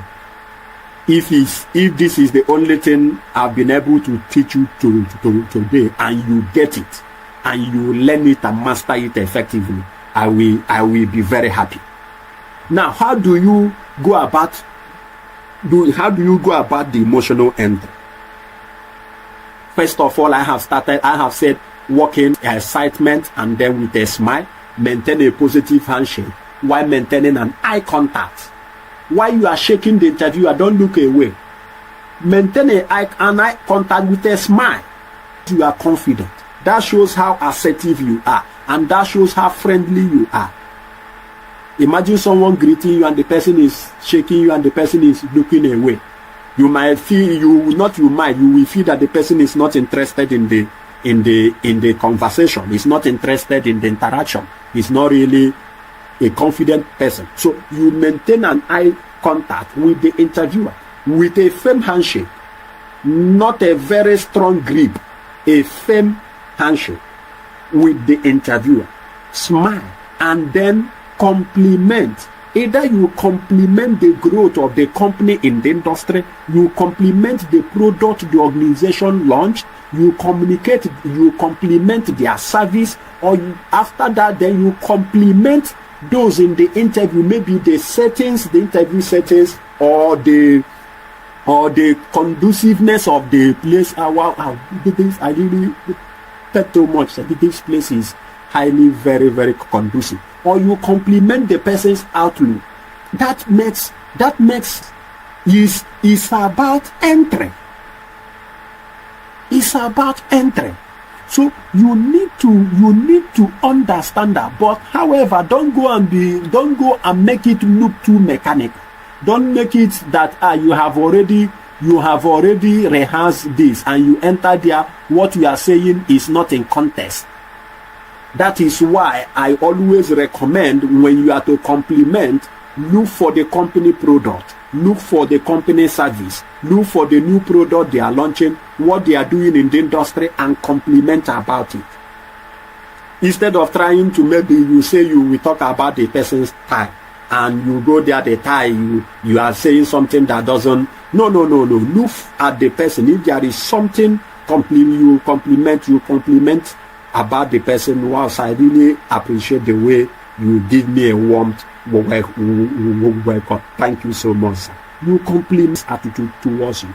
And then at the end, you also compliment about the interview. Drop a compliment. That's on that. Then the next aspect of emotional entry is to pay attention, maintain active listening. Now I will give us an example. If they ask you a question, for example, if they ask you a question and that question is an open-ended question,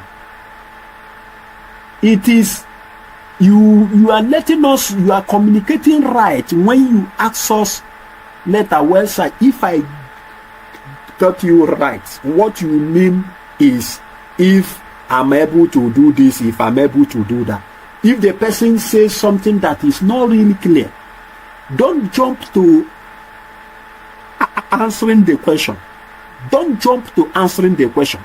You now get the person to ask the person, they get you correctly, sir. You mean this or that. Now the person will tell you yes or no, this is what I meant. Why is that very important? Is that you are communicating, you are creating an impression to us that you are one that ensures he understood what he's going into before he venture into it. So ensure you get clarity from the question being asked, but don't overdo it. This is also an act of emotional entry. Now let me give you one of my tips to my students when I teach them stuff like this is, like I said, never you say no idea in job interview or I don't know. Never you say maybe I don't know, sir, or no idea, sir. No. Instead of that, one of the strategy I'm going to teach you now is what we can refer to is to buy yourself time. The strategy where you can use to buy yourself time. And what is that strategy? That strategy is where you, when they ask you a difficult question, you don't really know that question. You don't really know that question, and they ask that question to you. Now you go ahead to ask them question. How do you do that? You say, well, thank you, sir.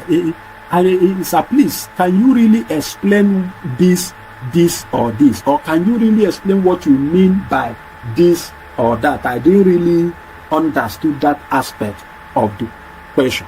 Now, what you are doing is to buy yourself time, even if you understood what they are saying, but you don't really have an answer at the moment. You ask the next question for them to kind of explain what they really mean by this or this, why they are explaining. You will be doing two things: be reasoning on the best to answer and be listening on what they are saying. In other words, most times the answer to that question lies in their explanation. The key to you for you to use to answer that question lies in their explanation, especially when they are talking about some technical matters as regards to that aspect of the job. The key to answer that question a bit in a way you can try to answer will lie in their explanation. So excuse me. So when you do that, You buy yourself time and you send a positive impression that you are one that seeks for clarity. You are the one that ensures he understood perfectly what he or she is going into before he or she goes into it. So master the art of emotional entry. And another way to master the art of emotional entry is by the choice of words you use. Use positive words. Use active words. Use collaborative words. Use interpersonal words. Active words like you led a team. Active words that you achieved. Active words that you initiated. Active words that you innovated. Active words that you managed. Those words, while you are talking about your achievements, while you are talking about your experiences, while you are talking about your skills.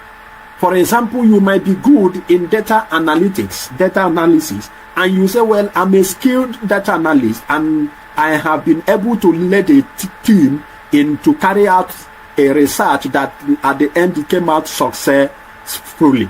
That can be you talk about your achievement by using active words. You achieve where I achieve a tremendous result in the growth in the customer growth rate of the company. We achieve a tremendous result in achieving monthly target of the company. You use active words. Like I said, don't use passive words. When you use passive words, you are doing an emotional entry in a negative way. The persons will be seeing you in a negative light. When we say mastering the act of emotional entry, answering the act of emotional entry in the sense that the person sees you in a good light. Emotionally, you are creating a huge positive impression in the mind of the interviewer. You are shaping out a picture in the mind of the interviewer that after you leave, they will say, well, this person is, can you jot down this person? I think we can work with him. Let's also see the next person. At the end of the day, you might be the person that make them feel best, make them feel good the most. And that once you succeed in that aspect, I guarantee you the job is yours. That's what we refer to as the act of emotional entry. In fact, I will encourage you to go and look out for things. The challenge here is that some of the things that serves as an emotional entry in different fields of life might not be applicable in job interview. You might have had the gift of a man make it way for him. Maybe you want to, and you buy gift for someone. That's an act of emotional entry, but it won't come into interview. It doesn't come into the interview. In fact, when you buy a gift to a HR, you are already shooting yourself in the leg. That's a negative entry as regards to job interview, as regards to recruitment as recruitment is concerned.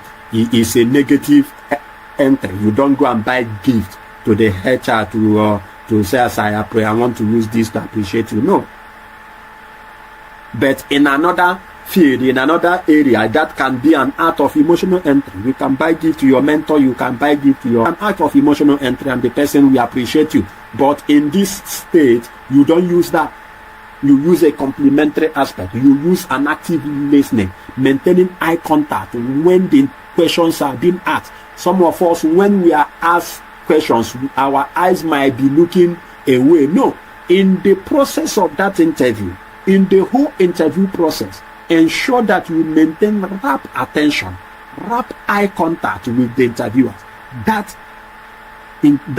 Those are acts of emotional entry.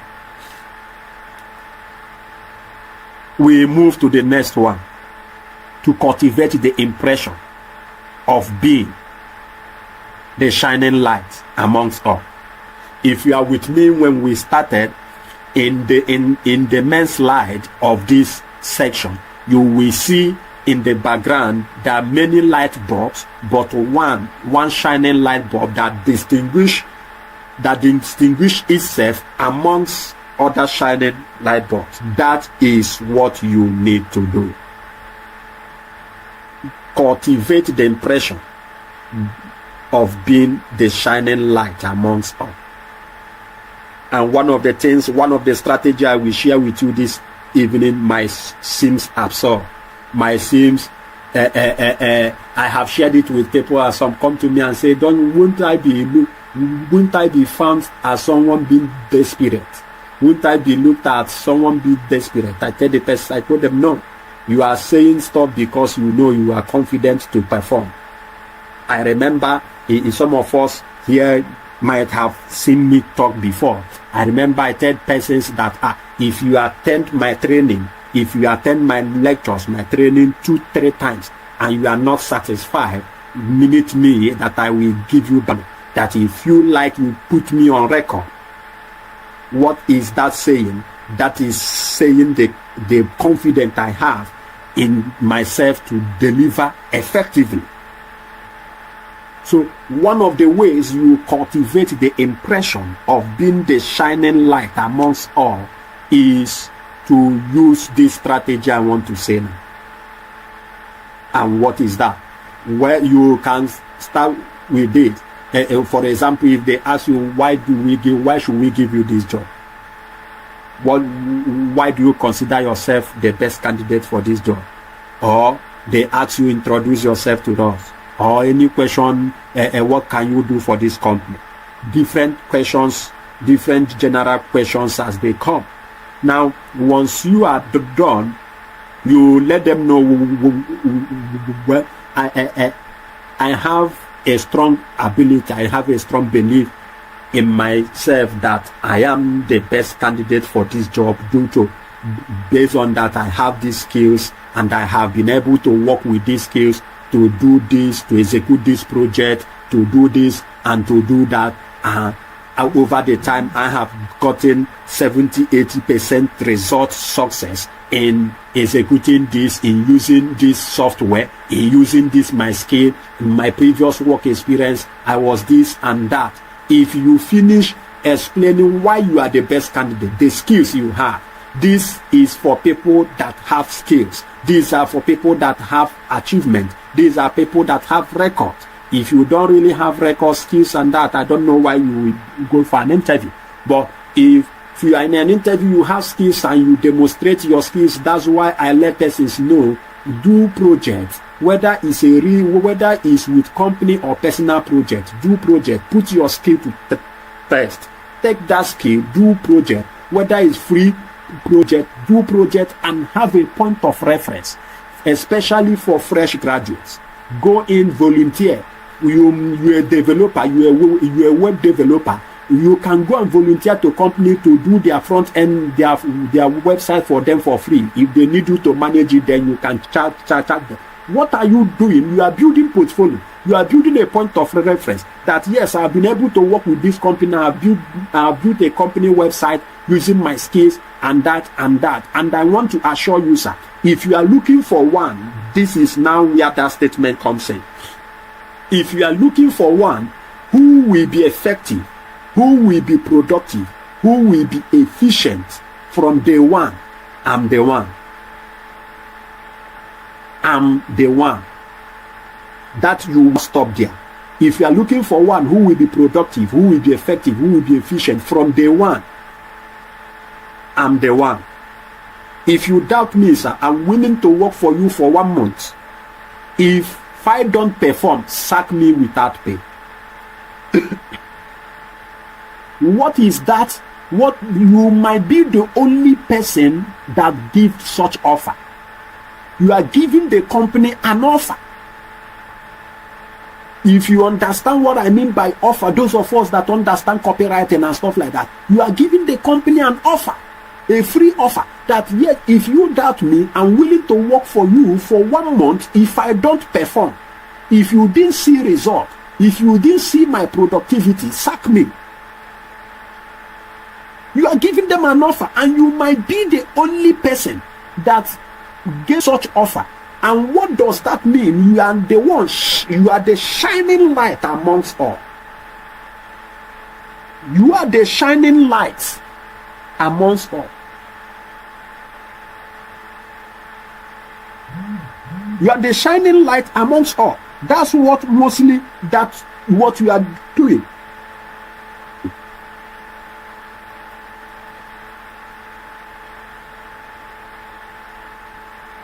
You will not work for that 1 month and not be paid. And if you perform, the company, I'm willing to work for you for 1 month. If I don't perform, sack me. You might be the only person that gave such offer. I want to tell you this evening, give offer. I'm teaching something very deep this evening. Those of us fresh graduates, whether professionals who have been working, and you know that job is something you love to do, is something you want to do, and is something that you want to go into, give offer. You might be the only person to say that. And what impression are you sending? You are sending an impression that you know your earning. You are one who knows you. You are enthusiastic about the job. You want to show the company what you can do. You might be the only one that gave that offer.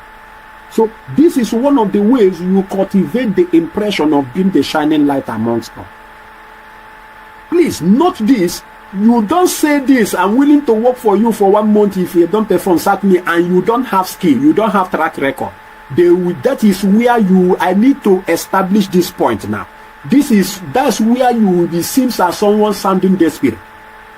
But when you have your track record, you have skills, you have qualifications, you have your certifications, you have skills, you have experiences, a reference point, you have proof of your achievements, and you just want to go the extra mile. You gave this offer. Among the persons in the interview, you most likely be the person to do that.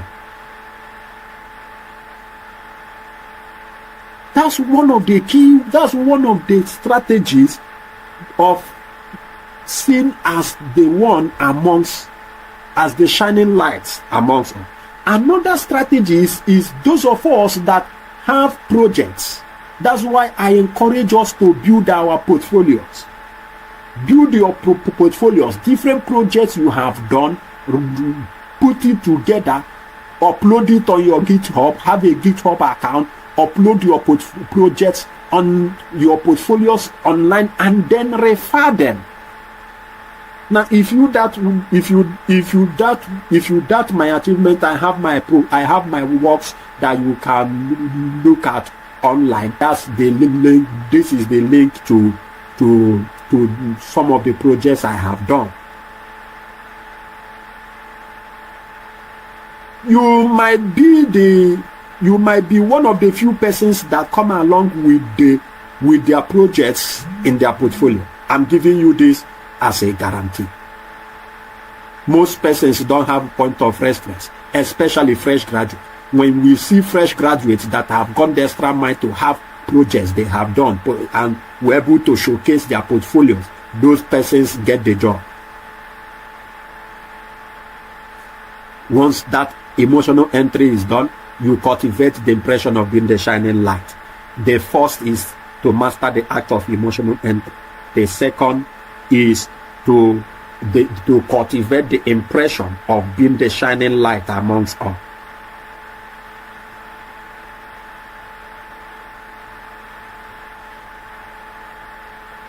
Someone is asking where is the link.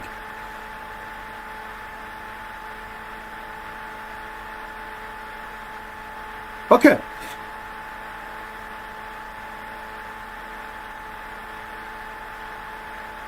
All right. To wrap up this session this night, this evening, I don't intend this session to be long. I don't intend it to be long. To wrap it up is this fourth aspect of interview communication. There are still other aspects, but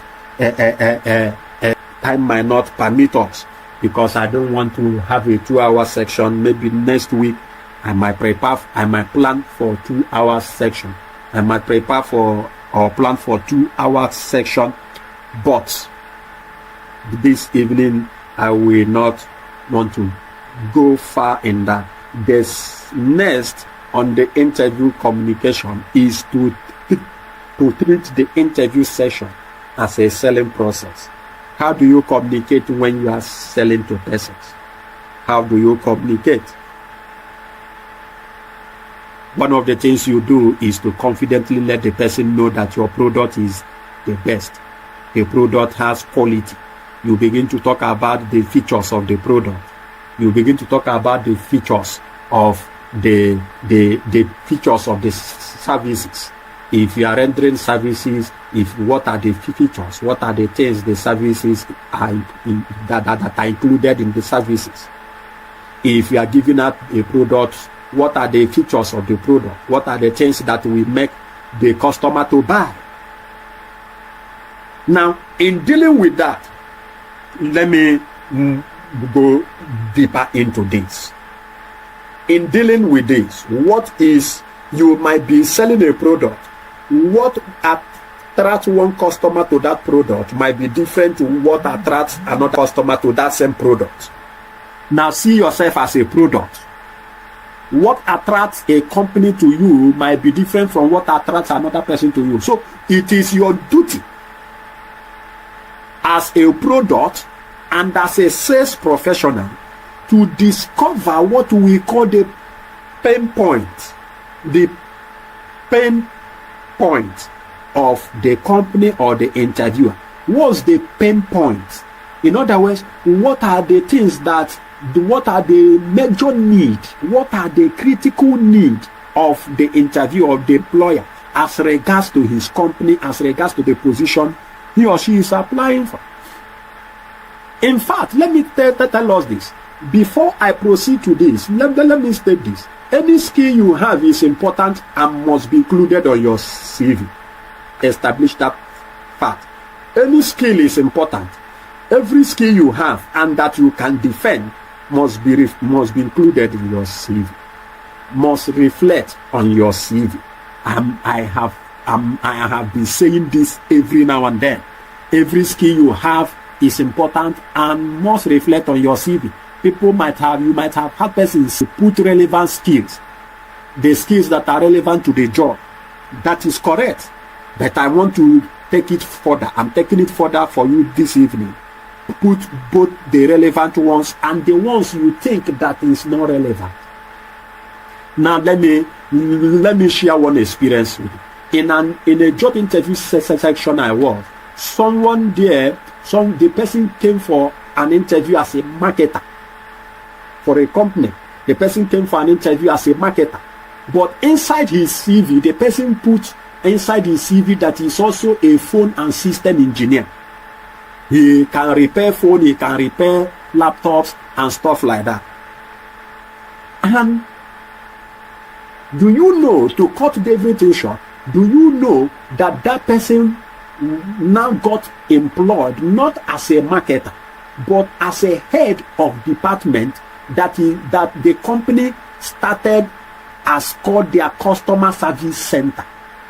The company is a tech company, but they are looking at the way to start a customer service center. Having seen this person who have this skill as phone repairs, and ask the person, how good are you? Can you repair this? Ask some technical questions as regards to phones and laptop, and see that the person is good. And also seeing the person has a marketing skill. The person did not get job as a marketer now. He now get job as a head of customer service center. What that means is that when they call meeting for head of department, the person goes for the meeting, will be part of the meeting. So he didn't get job as a marketer now. He got a job as a head of the company customer service center. And of course, you know the salary will not be the same as a marketer again. So I say this, any skill you have and you can defend, you have to include it on your CV. That having said that, in job interview section, when you discover your interviewers, what is the main need, the critical need of the interviewer, when you can conveniently communicate effectively to him, and he will listen, he will understand, he will be attentive to you. For example, if you are hungry and someone is telling you there is so this that you can get to, now you begin to make money, that might not make sense for you at that moment. But if the person brings food at the moment and gives to you, what can give you food at that moment, you pay attention. So in interview, treat it as a selling process. One of the things you do in the selling process is to understand that you are a product, at the same time a professional salesperson. And what that means in being a product and a professional salesperson is this: when a question is being asked, for example, an interviewer asks you, what are you bringing to the table? Or what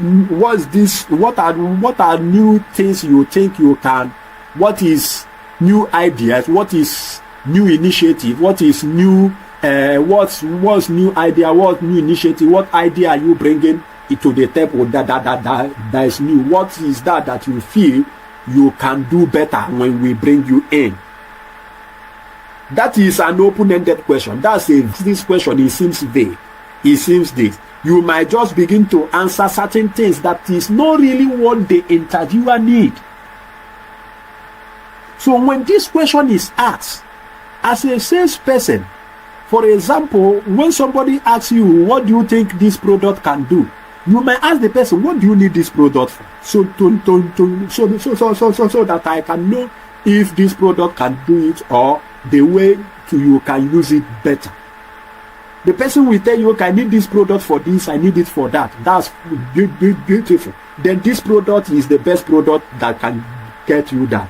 This will get you that, and also and that. And once you go in that direction, you are getting the person's attention. So in this interview, try to ask the interviewer a question, and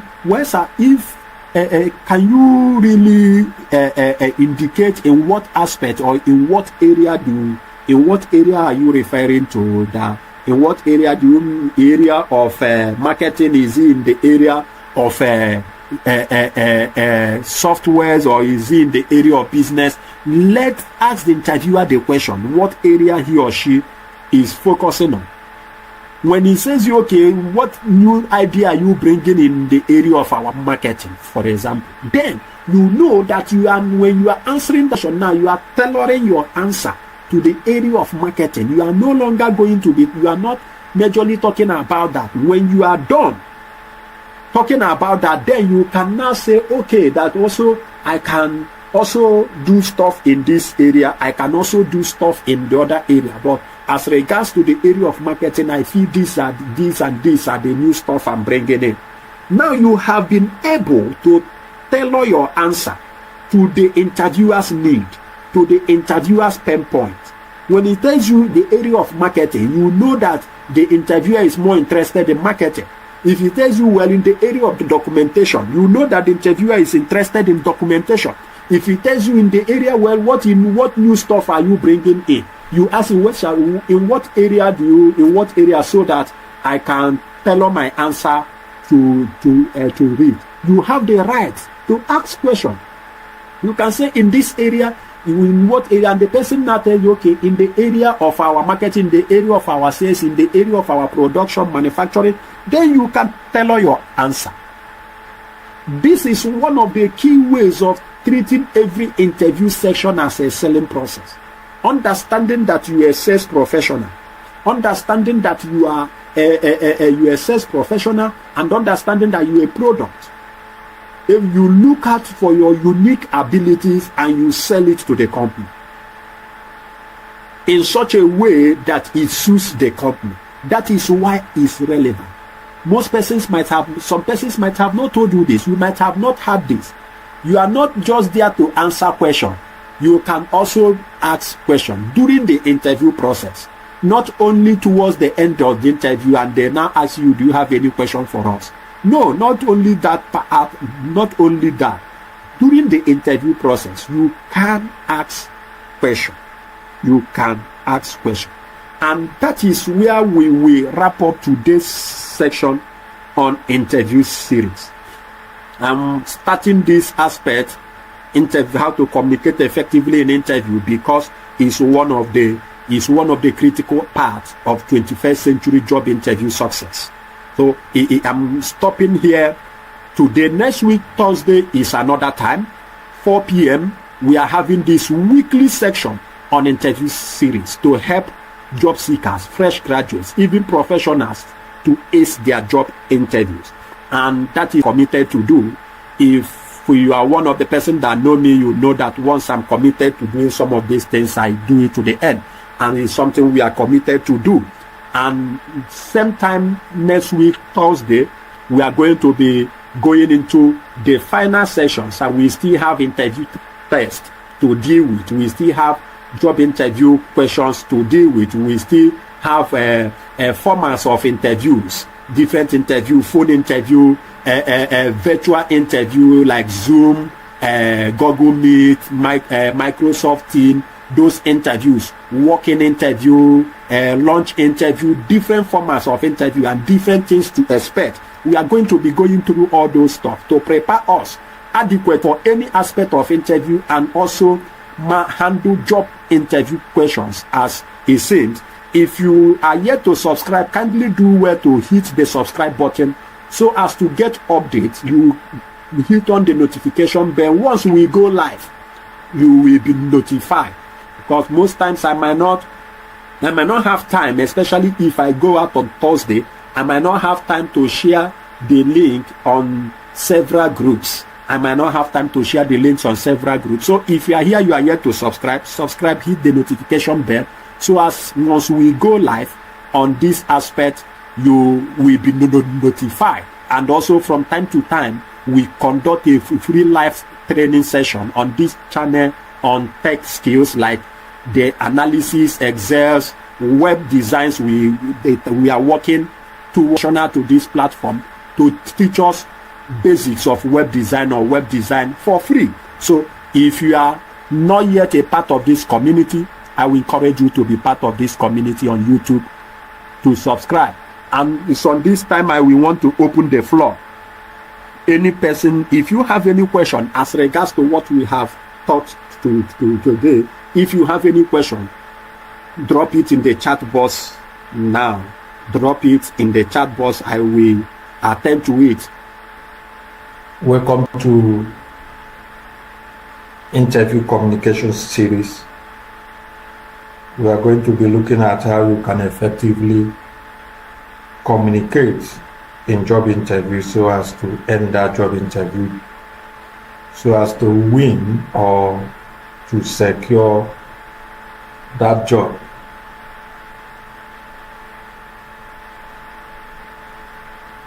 Kindly let me know if you can see my screen, if you can hear me.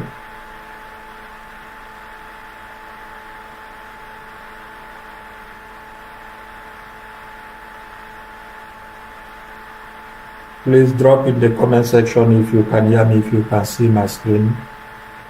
We are live now. We are live. Kindly let me know if you can see my screen, if you can hear me. We stopped. This is where we stopped last week, Thursday, which happens to be the first edition of this series. Like I said, we are going to be having these sections every week Thursdays. So let me know if you can hear me, if you can see my screen. And if you are just joining us, welcome to interview communication series. This series is focused on seekers to effectively scale through job interviews. Effectively scale through job interview. Today we will be concluding on the aspect of interview communication, and then we will move straight to interview tests. What are the series of tests? What are the tests to which you are going to pass through in job interviews? What are diverse tests that you might most likely pass through during job interview? I'm still expecting to get to hear from us. Let me know if you can see my screen, if you can hear me. Kindly drop your chat. Kindly drop it in the chat box. Kindly drop it in the chat box if you can hear me. If you can see my screen. This is interview communication series. You are welcome. This is interview communication series. Here we will teach and guide every participant on how to effectively pass job interviews, or whether it's scholarship interview, whether it's grant interview. This is one thing that each and every one of us must master so as to be able to effectively scale through that job interview section. And if you are just joining us and you are yet to subscribe to the channel, kindly subscribe, drop your message, drop your chat in the chat box. Today I will also open the floor for questions. Today we will also be having what and answers as we proceed. So I want us to drop in the chat box. Please let me know if you can hear me, if you can see my screen. If you can hear me, if you can see my screen, kindly drop in the chat box. Let me know if you can see my screen, if you can hear me. So as us to proceed, the next we have in the interview communication, if you missed the last week's series, kindly go to the channel and get what we did last week. Last week we dealt with what you are seeing on your screen: research about the company, research about the job, master the act of emotional entry, cultivate the impression of this, or where I tell us so that as a job seeker you learn to create an offer. You learn to create an offer to the employers, to the recruiters. You go there with an offer. And I gave us one of the core offers that you can give during job interviews that will make you to stand out, that will make you to stand out as a shining light. So if you missed the last section, I will encourage you to look it up in the channel. You will see it, interview communication, how to communicate effectively in job interviews. Then finally, last week we talked about treat interview sections as a selling process. You are a salesperson, you are a product, at the same time a salesperson. Treat job interview as if you are selling to a customer. You are selling to the audience. What will you want your audience to know? Will you want your audience to know the negative part of you? Do you want the audience to know your weakness? Will you want the audience to know the negative aspect, or will you promote that positive aspect that will get customers, or will you promote that positive aspect of your products that will attract sales? That is what we are talking about. Treat every interview section as a selling process. We are going to move to the next stuff today because we need to kickstart and get it up and running. That is, be confident and authentic. What does it mean to be confident? What does it mean to be authentic? Be confident, be authentic. In other words, I have said this in different occasions, on different occasions, based on the audience I communicate with, the audience I teach. I always say this: confidence sells better than competence. Confidence sells better than competence. in the business of life, confidence says more than competence. In other words, it is your confidence that we promote, that we sell, that we emphasize your competence. If you lack confidence, is an indication that you are not competent. You might be, but the message you are sending to that recruiter, to that interviewer, to that employer is that you lack competence. So your competence is embedded in your confidence. So you can, when you act as one who is not confident, you might be the most qualified, you might be the best candidate, but when that confidence is not exhibited, when that confidence is not assumed, then you will be perceived as not being competent. So in job interviews, it is expected that you be confident and at the same time be authentic. And when I said be you, I'm not saying you be you in a negative light. This is me. If they don't want me, then they should just leave it. This is me. I can't fake it. No.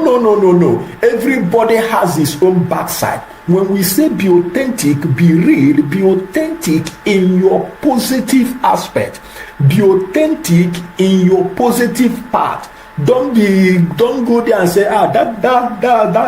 that's me. It's better they start knowing me from now instead of not knowing me. Be authentic. What that means, speaking the way I'm speaking, speak that way. Don't go and form what you are not. I remember being part of an interview section in Osun State, and one lady walks in trying to form English that she couldn't sustain, trying to form all these Queen's English and stuff like that, and we discovered that she's just trying to fake it. She's just trying to feign it. So be confident at the same time, be authentic. Let your speech, let your body expression, let your charisma be that which you are really are. Don't go there and begin to show or begin to be who you are not. And I need to state this. There is a thin line between being confident and being arrogant. There is a thin line between you showing authenticity and then being timid or being overzealous. Learn to master these things. Be confident by the tone of your voice. How do you assume confidence to an interviewer? How do you assume confidence to a recruiter, to the employer? One is to always maintain eye contact. This is one area fresh in job seekers tends to make mistakes. This is one area they tends to fail. They tend to make mistake. They tend not to maintain eye contact. They tend to just look small and then look away. Look small and look down. Or maintain eye contact. When I say eye contact, maintain eye contact, not staring at the person, just an eye contact that shows rapid attention, communication, and participation. There is attention to someone. The person will know, yes, you are truly in this conversation. That is what we are talking about here. Maintain eye contact. This is one way you show confidence and you show that you're authentic. Start now to build it.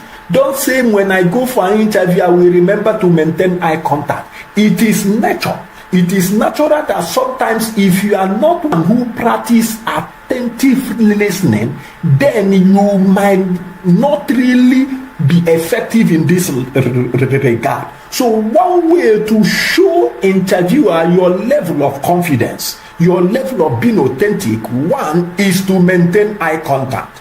Don't look above the interviewer's head and don't look below the interviewer's head.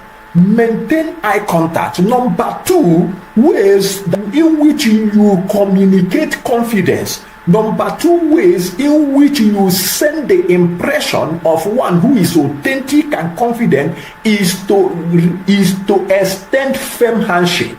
When I say extend firm handshake, I'm not saying when you walk into the interview room, you will be the one to first extend the handshake. No. When they give you a handshake of fellowship, a handshake of welcoming, you then give out a firm handshake. Don't give a loose handshake, or don't give if it's what I can call a feminine handshake. Some ladies will just give you a kind of a kind of feminine handshake. No, it is professional meeting, is an official meeting, is a corporate engagement. You give a firm handshake with a smile. The smile assumes clarity. Smiles assume one who is approachable, one who can be related with, and one one can easily buy into. And last time I was talking about the act of emotional entry, I mentioned about smiling. You cannot overemphasize the power of smile, the power of smile, and then radiating positivity. So number one is to maintain eye contact. Number two is to give a firm handshake. Then number three in communicating confident and authentic is in the way you sit, the posture of your sitting. The posture of your sitting is also very, very important. So when you go for an interview, you don't just sit being too relaxed. At the same time, you don't just sit as one who is fidgeting, as one who is tensed. You sit upright. And then rest your hands on your lap or on the table. Don't lean on the table. Don't rest on the table before you. You can place your hand on the table, but don't rest on it. When you do that, you are communicating to the interviewer that you are one that has low energy. And remember, energy is the ability to do work. It takes energy to get things done. And interviewers, employers, recruiters don't want one with low energy. And when you sit resting on the table, using your hand to lean on the table, you are sending a message that you are one with low energy. So when you sit, these are certain postures, these are certain communication, non-verbal communication that we send to the interviewers in a negative way. When we sit, when we rest, when we try to use our hand to hold our jaw, trying to say as if you are trying to buy confidence and stuff like that, you are sending a message. Remember last week I was talking about the aspect of communication. I mentioned the aspect of non-verbal communication. And this is where most applicants, this is where they shoot themselves on the leg. And at the end of the day, they said, I spoke the right words. I have learned how to answer. I have learned how to answer this. I did everything. I said the right words. I answered it the way it ought to be. But I don't know why they did not come in. I don't know that. It is mostly due to your non-verbal communication. What you are saying is not as important, is not more important than the way you are saying it. Both of them goes hand in hand. You are saying is very, very important. The way you are saying it, the confidence behind the tone of your voice, the confidence behind your facial expression, the confidence behind the movement of your hands, your body charisma is what is communicating to the effectiveness of what you are saying. You can be saying the right words, your body is communicating the opposite. That he is just saying these things, but we can't trust that he is good at it, because the way he or she is presenting it. So one of the things you must be able to master, to bear in mind, and to be authentic. And in doing so, maintaining eye contact, giving them a firm handshake, and then your tone of your voice, your body expression, and the posture of your seat. The next interview communication you must understand is this. This is a communication, but some persons, I will say most persons don't understand this aspect of communication. Communication, remember, we said that communication can be written, communication can be oral, communication can be verbal, communication can be visual. And in most cases, we read your non-verbal communication more than your verbal communication. We want to know whether what you are acting is in synergy with what you are saying. Whether your action is in synergy with your words. So one might ask me, how does bringing copies of one's document to interview a communication?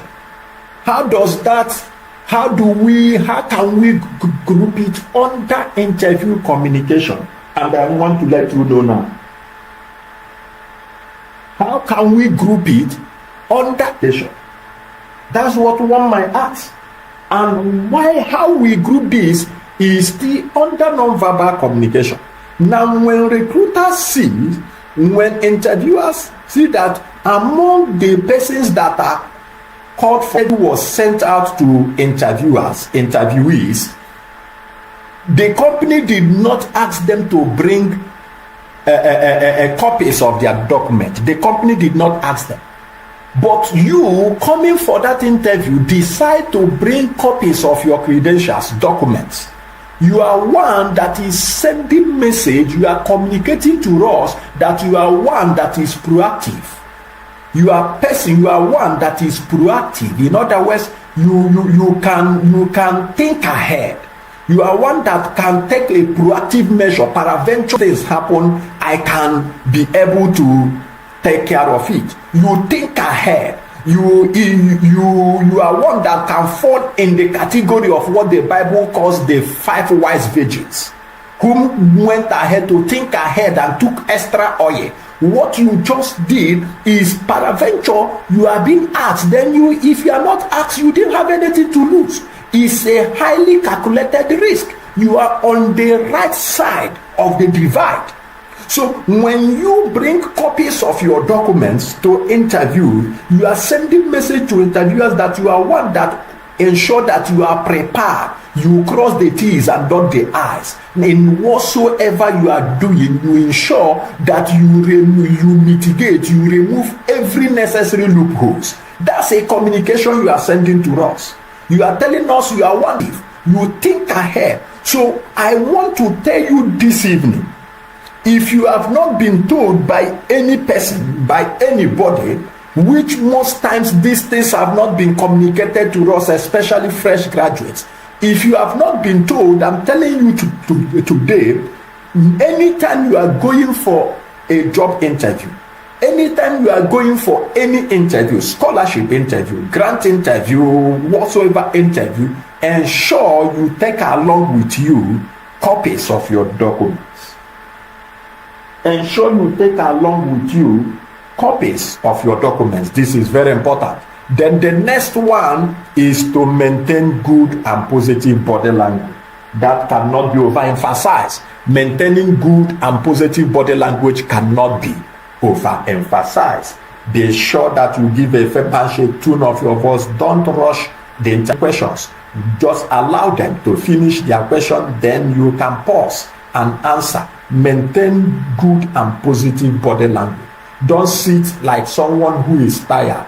Don't sit slouching into the chair. At the same time, don't walk into the interview with low energy. Walk in majestically. Let there be a positive vibes. Radiate positive energy. And once this is done, these are key tips. Key tips as regards to interview communication. Because most of us are more interested in what we say. Neglecting the vital aspect of the communication goes a long way in making sure that the applicant acts effectively. Remember, we started this series by saying it's not the most important. It's not the most is not the best candidate, but the best performer. So in performing, in acting, you agree with me, it's not just what you are saying, but the way you say it. It's not just what you say that makes person, it's not what that actor says that makes you to cry per se, but the way he says it, the atmosphere that he or she brings around the scene, the mood, and put into your emotion that makes you to cry. It's just words that someone else might say, and it might not cut your emotion. So it's not the best qualified, it's the best actor. Now, having established this fact, we are going to be moving to the next aspect of this interview communication series, which we call interview tests. Interview tests. What are the tests? What are the series of tests that a job seeker will pass through? There are, especially in this digital age, in this dynamic age, in this fast-moving age, there are different tests to which you are going to be subjected to.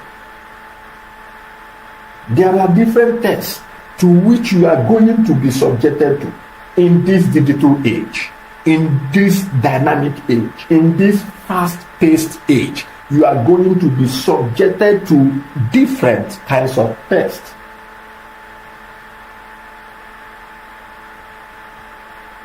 Now, having established that, we are going to move immediately into what we have, interview tests.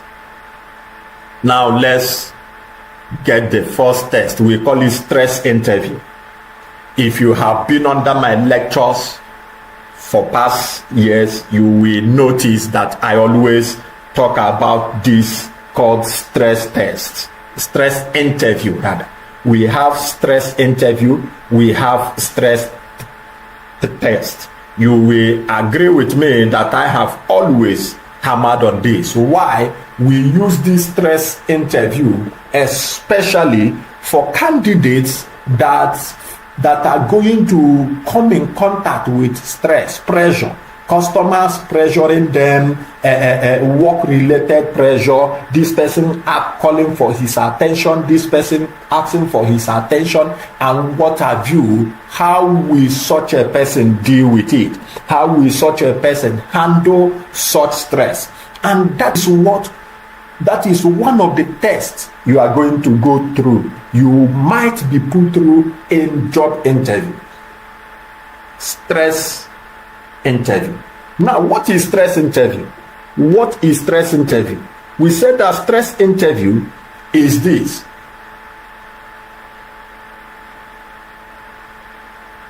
In a job interview, you are seated and someone asks you a question. Someone asks you a question. While you are about to answer that question, another person in the panel throws another question to you. For example, you are asked, why do you consider yourself to be the best candidate for this job? As you are about to answer why you consider yourself to be the best candidate for this job, another person throws another question for you. What are you bringing into this company? And you try to answer that person. Another person throws another question for you. Lacking experience, how do you intend to succeed? What do you think that will make you to be successful? Now, these questions, when you want to answer this question, you and I know that there is no how you can effectively deal with each questions within this rate, within the speed at which they come, within the speed at which the interviewer asks the questions. You are asked, as you are about to answer, another person throws another question. You are about to answer, another person throws another question. No matter how fast you intend to be, you are definitely going to flop. And why is that happening? Why is that so? Why is it like that? The simple stuff here is that we are not interested in your answer. Let's get that clear. We are not in any way interested in your answer. Your answer, we are not interested in it. Now, why do we ask you this question? Why do we put you in such a fix Why do we put you in such a situation? The reason is this: to see how you will handle that stress, to see how you will handle that challenge. Peradventure, let's say you are being interviewed as a front desk personnel or a teller person in the bank and what have you, and you are being put through stress interview. The only thing we want to know how you will deal with it. For example, if you find yourself in this situation and you are about to answer, another person throws a question. You are about to answer, another person throws another question. Now, when that happens, pause with a smile. When the first person asks you the first question and you are about to answer, the next person throws the second question. Just pause. Few seconds, 2, 3, 4, 5 seconds. Pause. And then with a smile, now make this statement. Make this statement. Come from the point of inquiry. Inquire. Ask. Don't make an emphatic statement. Come from the point of asking. He that asks receiveth. He that inquires gets instructions, get directions. So come from the point of inquiry. In other words, you will never say, well, I sincerely, I see the way these questions are coming from the way I see the way this very fast speed at me. I will love to ask if that will be granted to me, that these questions comes one after the other, so that I can effectively and efficiently do justice to them. This job, this position is something I'm so much passionate about. It's something that I have great respect and great passion for. So I will love to ask that these questions come one after the other, so that I can effectively and efficiently answer the questions as they come. That is how to deal with this kind of interview, which we call stress interview. This is how you deal with it. Don't go about trying to satisfy each interviewer that asks the question. Let me tell you, you will end up not satisfying any, because you cannot at that pace answer any meaningful stuff. So when you are faced with this kind of situation, note that it's a stress interview. And in such situation, we are not interested in your answer. We are much more interested in how you deal with the situation. And how you deal is to ask. Please, I would love to ask, the way these questions are coming so fast at me, please, I will humbly ask that this question be asked one after the other, so that I can effectively, efficiently answer each questions as they come. That's how you deal with that. We call it stress interview. That's how you deal with it. Then, having talked about this, the next interview test we will look at is emotional test. Emotional test. Especially this test mostly is for most times those that comes in contact with people every now and then. Customer service center, personal assistants, secretaries, sales reps, marketers, provided you are coming in contact with people mostly. These are mostly tests that are going to be issued. Not that other departments might not go through it, but in most cases, those positions are tested, are being put through emotional test. What do we mean by emotional test? What does that imply? How do you go through emotional test? Some of us are into some of us that have gone for interview have seen certain things like this, and they will be like, wow, how does it relate with the job? What does it have to do with the job? For example, you are in an interview, let's say for a lady, and the interviewer asks you from nowhere, they are asking you technical questions. That's how we mostly do this. We might be asking questions that relates with the job, that we call technical questions, that relates with the job role, the job characteristics, the job requirement. And from nowhere, someone else now comes and asks you, how many abortions have you had? Imagine that. How many abortions have you had? Or why are we putting you through such stuff? When you are asked that question, how many abortions have you had? It will come like you as a shock. It's an emotional test. Don't show that you are angry. Don't show that you can easily be angered. You can easily be irritated. Remember, that's a question. And also, remember that that is also an emotional test.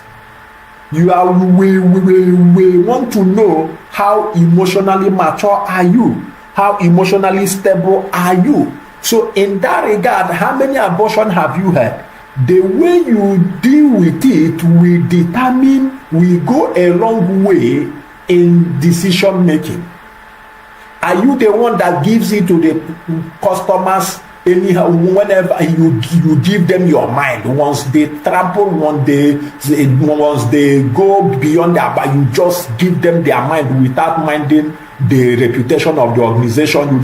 Are you the one that are easily angered and then you flare? Even if you might not shout at the interviewers your facial expression, your anger expression will definitely reflect.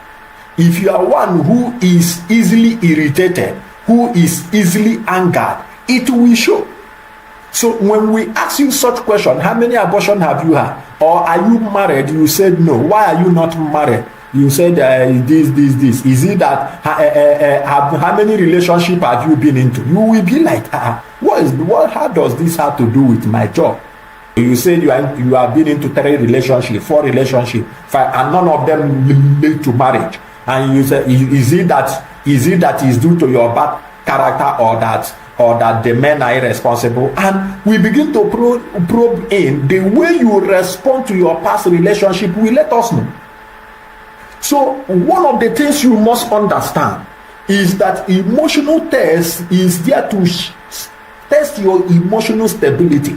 Research have shown that you perform best when you are at your best emotionally. So we want to know whether you are one that can easily emotionally switch from a positive and vibrant emotion and rejecting emotion. So when we talk about emotional test is a vital test every experienced interviewer puts interviewee through subconsciously. The person might be smiling. Well, you look, especially to ladies for front desk and stuff, you look so beautiful. How many relationships are you into? Or boyfriend? Or do you have, are you in any relationship? The person say no, the person say yes. Okay, how many relationships have you been into? And to start to be pricking into what makes the previous relationship to fail. You begin to say certain things. And mind you, when that question is asked, they will wait for you to answer. All of them will be relaxed, calm for you to answer. What makes your previous relationship not to work out? Please, let me state this. Never say anything negative to your ex.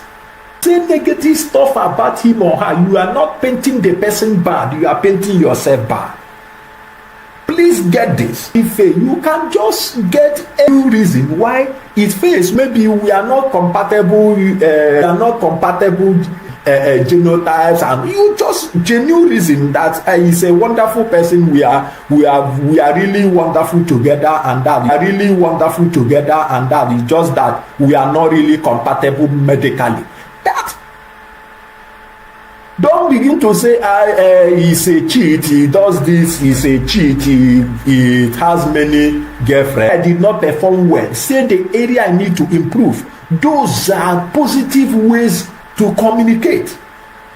So in the emotional test, please show that you are angry. Don't show that you are irritated, you are angered. Show calmness. Be calm, show calmness. Be calm, smile, and say, well, how many abortion smile? Well, none, sir. I haven't had any abortion. And sometimes we might probe into you, okay, what if we say you have to go and check, do test for you? Will you be willing to? Smile, you just with a smile and say, I'm committed to it. It's strictly free. From now till the end of the year, I'm going to be holding this series as regards to job interviews. Everything that has to do with anchoring them on this channel, And if you know one who wants to pass interviews, let the person be part of this, and they will definitely get what he or she needs. Whether you have 10 years experience or whether you have 20 needs, whether you have 10 years experience or whether you have 20 years experience, you're a fresh graduate, that this series, this test, that person makes a very huge lasting impression on us. So if you are here listening to me and tomorrow you go for an interview, and the interviewer put you through an interview, and the interviewer put you through this test, and the interviewer put you through this test, I want you to pass it effectively. What is silent treatment test? Here it is. Now, silent treatment test, for example, how we put you through silent treatment test, mostly it comes from an open-ended question. I might ask you, definite silence, as if you have not said anything, as if you are still expected to say stuff, as if the answer you gave is not convenient, is not comfortable by them, is not okay by them, and the answer to the question, and they remain silent, is shut up. Don't say anything. To continue to blabbing other things. You have given the answer. They ask you a question, you have given them their call. Shut up. Don't say anything. However, as easy as it may sound, as simple as it may sound, being for you to shut up and not to say any seconds. Very, very rugged interviewers will also follow you to keep short.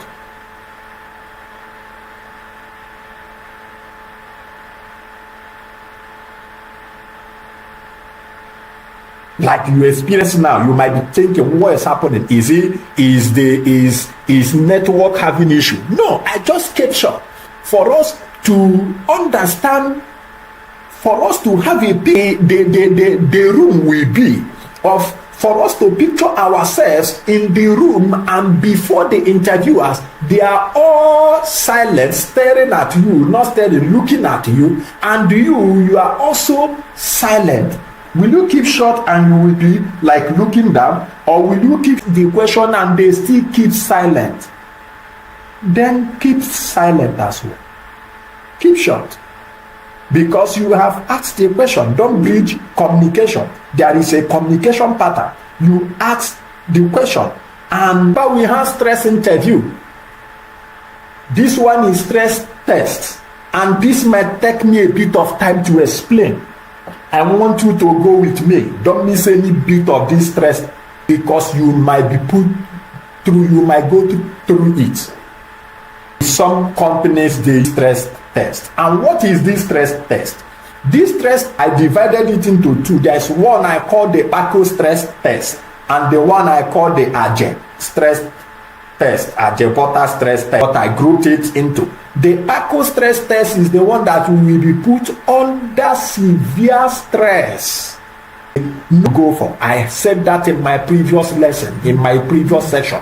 Know the kind of job you want to go for. That will help you to tailor your skills. This is to tailor your research. Not that you want to work in this company, you want to work in this kind of job. Different opposite. You want to work in this kind of job. Different opposite jobs. No. For your search. That's from there. However, and then you walk in. This is very important. And then you walk in. This is very attention told that the interview will start by 9. All of you assembled at the interview venue. Maybe I always recommend you to be at the interview venue. Be at the venue 8:30. Be at the venue 8:30. I always recommend 30 minutes before the time to come read their newsletters. If the company that have magazines, newsletter, read certain things on the board, get things, newsletter, read certain things on the board, get to know some things within the system, scan, get some knowledge, and it prepares you, it helps you to be able, it prepares you, it helps you to be able, it helps you to be able to calm your nerves and also have certain information of the thing we must also understand and apply for any job interview we might go understand and apply for any job interview we might go for tomorrow. 30 minutes, I strongly recommend that before the time. So go for tomorrow. 30 minutes, I strongly recommend that before the time. So let's say all of us are within the company, in the company premise. All of us are within the company, in the company premises, and 5 minutes before the interview, let's say 5 minutes to 9, and 5 minutes before the interview, let's say 5 minutes to 9, and 5 minutes before the interview, let's say 5 minutes to 9, good morning, ladies and gentlemen. Thank you. Today we are going to be having the interview immediately 9 on the dot. The interview commences. So kindly exercise patience. The person will bring to your consciousness that they know that the place is not conducive. Please bear with us. We know that the place is not conducive. Please bear with us. We know that this place is not really conducive for you guys. It's a bit hot. Please bear with us. In no time you will be at some logistics glitch. We sincerely apologize for that. What the person is doing is to call your attention, even if you don't really. What the person is doing is to call your attention, even if you don't really notice that the place come to read. That's what the person is saying, that they know, they want to call your attention to read, that they know that this place is not. So once that is done, that emotions to trigger reactions. Stress test is aimed when the interviewers, when the recruiters want to know the real character, the real personality of the persons they want to employ. Most times they put them through this stress test. They give you that information by 8:55. That's 5 minutes. All of us start getting set, adjusting our suit,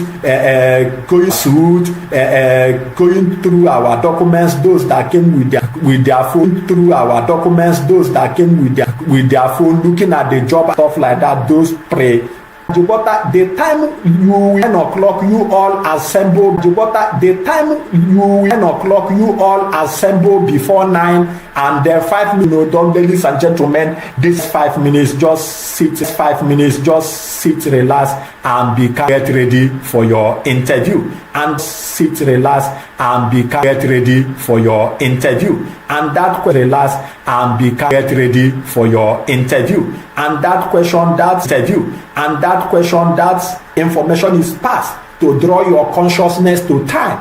And by 9 o'clock, nobody comes. And even then, that's before then, they will let you know where you guys will be comfortable.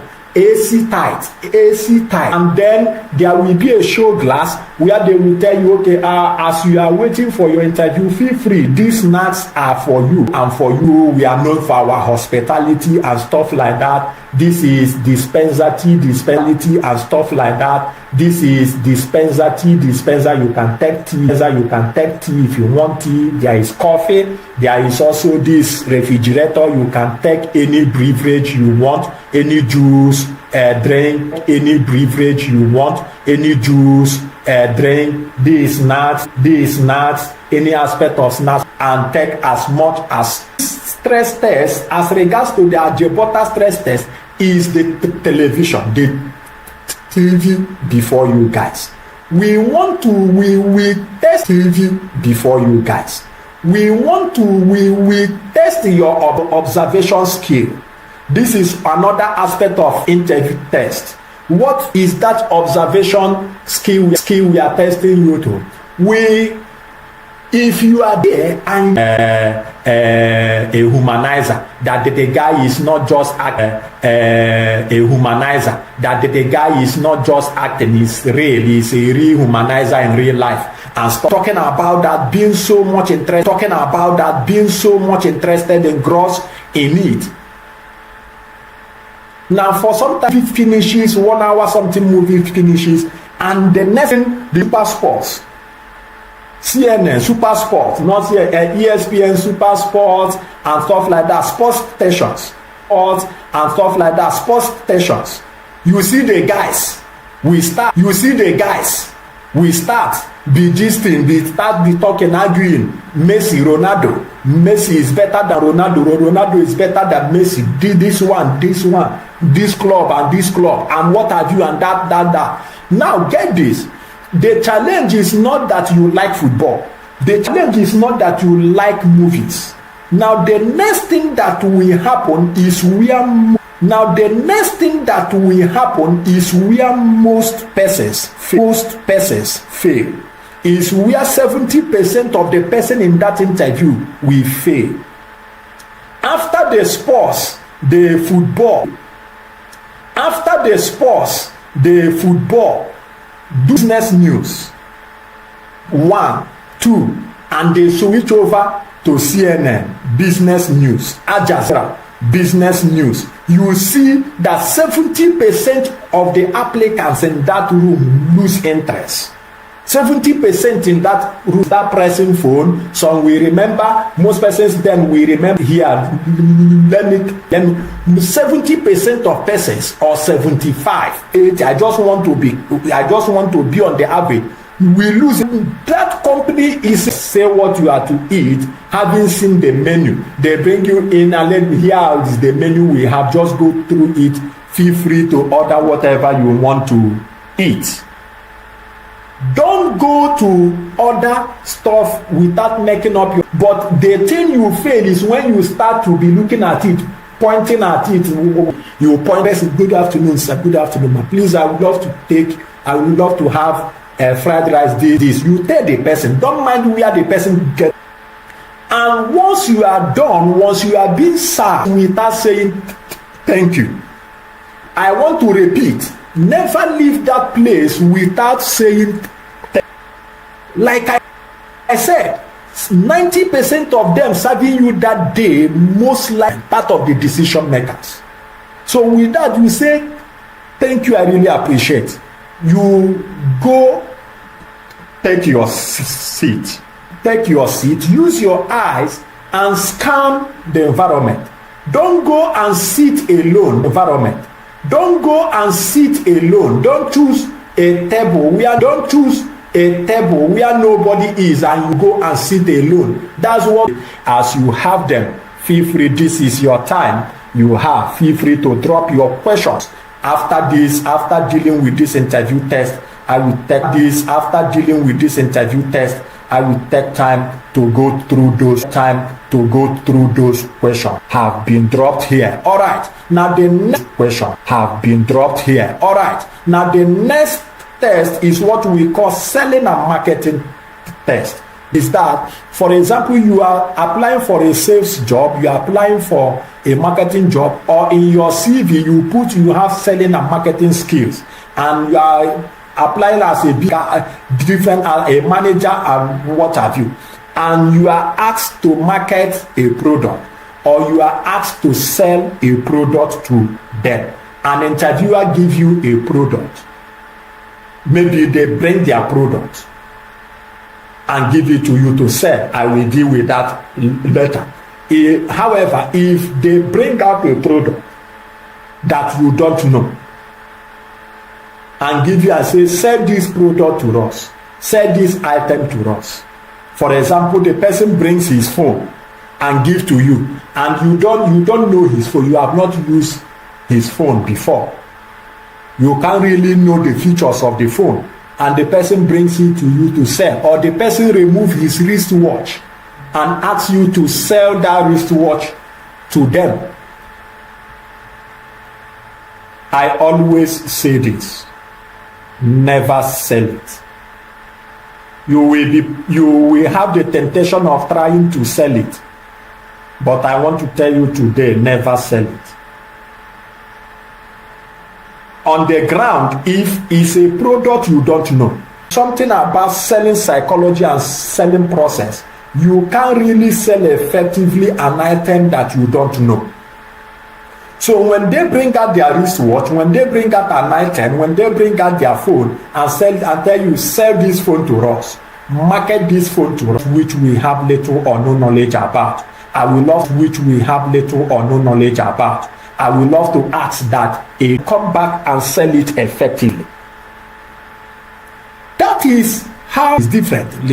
You begin to talk its unique features. You don't know the advantages that the product will bring to the market. So with that, if they bring a product, there's one basic skill every person looking for job must have: presentation skill, ability to use PowerPoint. Microsoft PowerPoint. What you are seeing now is designed using PowerPoint. However, preparing your presentation in slide is part of the presentation skill, but the way you speak, how you carry are also part of things to be tested. Mind you, if you are going for an interview as a teacher, you are going to be tested how based on your patient test. Now, however, having done that, having established that, I will open the floor now for questions.